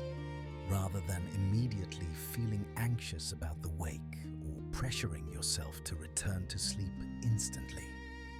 Accepting the wake as potentially natural watch time. Using it for quiet, restful activities and trusting that sleep will return can reduce the anxiety that often perpetuates insomnia. This attitude shift requires no special equipment or major schedule changes, but can substantially alter sleep quality. Third, respecting individual variation in chronotype and sleep needs, rather than imposing rigid schedules, could improve well-being for many people. Schools that start later for adolescents, workplaces that allow flexible schedules aligned with individual chronotypes, and cultural attitudes that recognize sleep as essential rather than optional would all represent meaningful progress. Fourth, valuing darkness and quiet as essential components of healthy environments, rather than seeing them as obstacles to overcome, would benefit both human and ecological health. Reducing light pollution, maintaining genuinely dark sleeping spaces, and protecting remaining dark environments serve important functions for circadian health and broader environmental integrity. The history of sleep also suggests humility about how much we understand about consciousness, rest, and optimal living. For centuries, people slept in ways that modern medicine would have considered disordered or pathological, yet these patterns were normal and healthy. The watch between sleeps, that liminal state neither fully waking nor sleeping, had qualities and served functions that we have largely lost. Dreams during segmented sleep may have had different characteristics than dreams during consolidated sleep. The full implications of this loss remain incompletely understood. The relationship between sleep and spirituality, so prominent in pre-industrial cultures, has largely disappeared from secular modern consciousness. Sleep is understood primarily in physiological terms as a biological process, serving mechanical functions of restoration and consolidation. The sense that sleep and dreams might have spiritual significance that the boundary between waking and sleeping might be permeable and important, that the watch between sleeps might offer unique opportunities for contemplation and insight. All these dimensions have been largely lost. Reclaiming rest in a wakeful world requires individual changes, but also structural transformations. Individuals can modify their light exposure, adjust their attitudes toward nighttime waking, and prioritize sleep in their personal schedules. But meaningful progress also requires social changes. Work schedules that respect circadian rhythms, school start times aligned with adolescent sleep needs, urban planning that reduces light pollution, economic systems that value human well-being over constant productivity. The resistance to these structural changes reveals deep tensions in contemporary society between economic imperatives and human needs, between technological capabilities and biological constraints, between the desire for constant availability and the requirements of rest. Addressing the sleep crisis ultimately requires confronting these tensions and making conscious choices about what kind of society we want to create. The forgotten history of sleep teaches that human rest is not fixed or universal, but rather shaped by environment, culture, technology, and social organization. The patterns that feel normal and natural to us are actually contingent and recent. This recognition creates possibilities for change, for adapting our practices and structures to better serve human biology and well-being. Sleep is 1/3 of human life, yet it receives far less attention than the waking 2/3. Understanding how our ancestors slept, why those patterns changed, and what we lost in the transformation is essential to understanding human health, consciousness, and well-being. The contemporary sleep crisis will not be resolved through better sleeping pills or more sophisticated tracking devices, but through recognizing and addressing the fundamental misalignment between human biology and modern life. As we move further into the 21st century, with ever more sophisticated technologies and ever more demanding economic systems, the question of how we rest becomes increasingly urgent. Will we continue subordinating biological needs to productive efficiency, treating sleep as an obstacle to overcome through pharmaceutical or technological intervention? Or will we recognize that rest is essential, that darkness matters, that biological rhythms deserve respect, and that the forgotten wisdom of ancestral sleep patterns might guide us toward healthier relationships with consciousness, time, and rest? The answer to these questions will shape not just individual sleep quality, but the fundamental character of human life in technological societies. The history of sleep is not merely an academic curiosity, but a lens for examining how we live, what we value, and what kind of future we are creating. In the darkness between sleeps, in the quiet watch when our ancestors lay contemplating their dreams, in the natural rhythms that governed rest for millennia, we may find wisdom that our wakeful world desperately needs. Closing. Thank you and next steps. And so we reach the end of this exploration into the forgotten history of sleep. Though the story itself continues in sleep laboratories, in bedrooms around the world, in ongoing debates about work schedules and school start times, and in the choices each of us makes about how to structure our rest. If you are still awake, welcome back. If you drifted to sleep somewhere between medieval two-sleep patterns and modern sleep science, or between anthropological evidence and industrial transformation, then this content served its purpose. Either outcome represents success here at the Scholarly Sedative. What you have just experienced represents hundreds of hours of research, careful script development, and a commitment to treating complex historical topics with the depth and nuance they deserve. If this approach to educational content resonates with you, if you value history told thoroughly rather than superficially, please consider supporting this channel. Subscribe to the Scholarly Sedative for more carefully researched explorations of science, history, and the remarkable stories of human discovery. We have many more topics planned, from the secret history of coffee to the story of consciousness, from medical breakthroughs to the mundane objects that shaped civilization. If you found value in tonight's exploration of sleep, a like helps others discover this content. Comments telling us what you learned, what surprised you, or what you would like to explore next help us understand what serves this community best.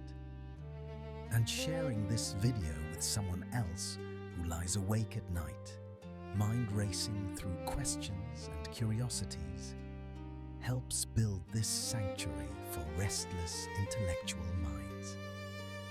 We have already created episodes exploring the secret history of coffee, the discovery of the neuron, the story of antibiotics, and Carl Sagan's cosmos. Each follows this same approach: thorough research, comprehensive coverage, sophisticated presentation designed to engage your mind while calming your thoughts. This is the Scholarly Sedative, where you never have to choose between intellectual curiosity and restful sleep. Where careful scholarship meets careful narration. Where the requirement is simply curiosity, and the expectation is that knowledge and rest can coexist. Thank you for spending these hours with us, whether you remained conscious for all of them or found peaceful sleep somewhere along the way. We will be here tomorrow night, and every night after, with another story from the grand archive of human discovery. Until then, rest well, think deeply, and remember that the hour of wakefulness between sleeps, which modern culture teaches us to fear, was once recognized as a gift, a quiet space for reflection that our ancestors valued. Good night. The Scholarly Sedative, a sanctuary for minds that refuse to be quiet. Subscribe for more history, science, and stories designed to satisfy curiosity and calm restless thoughts.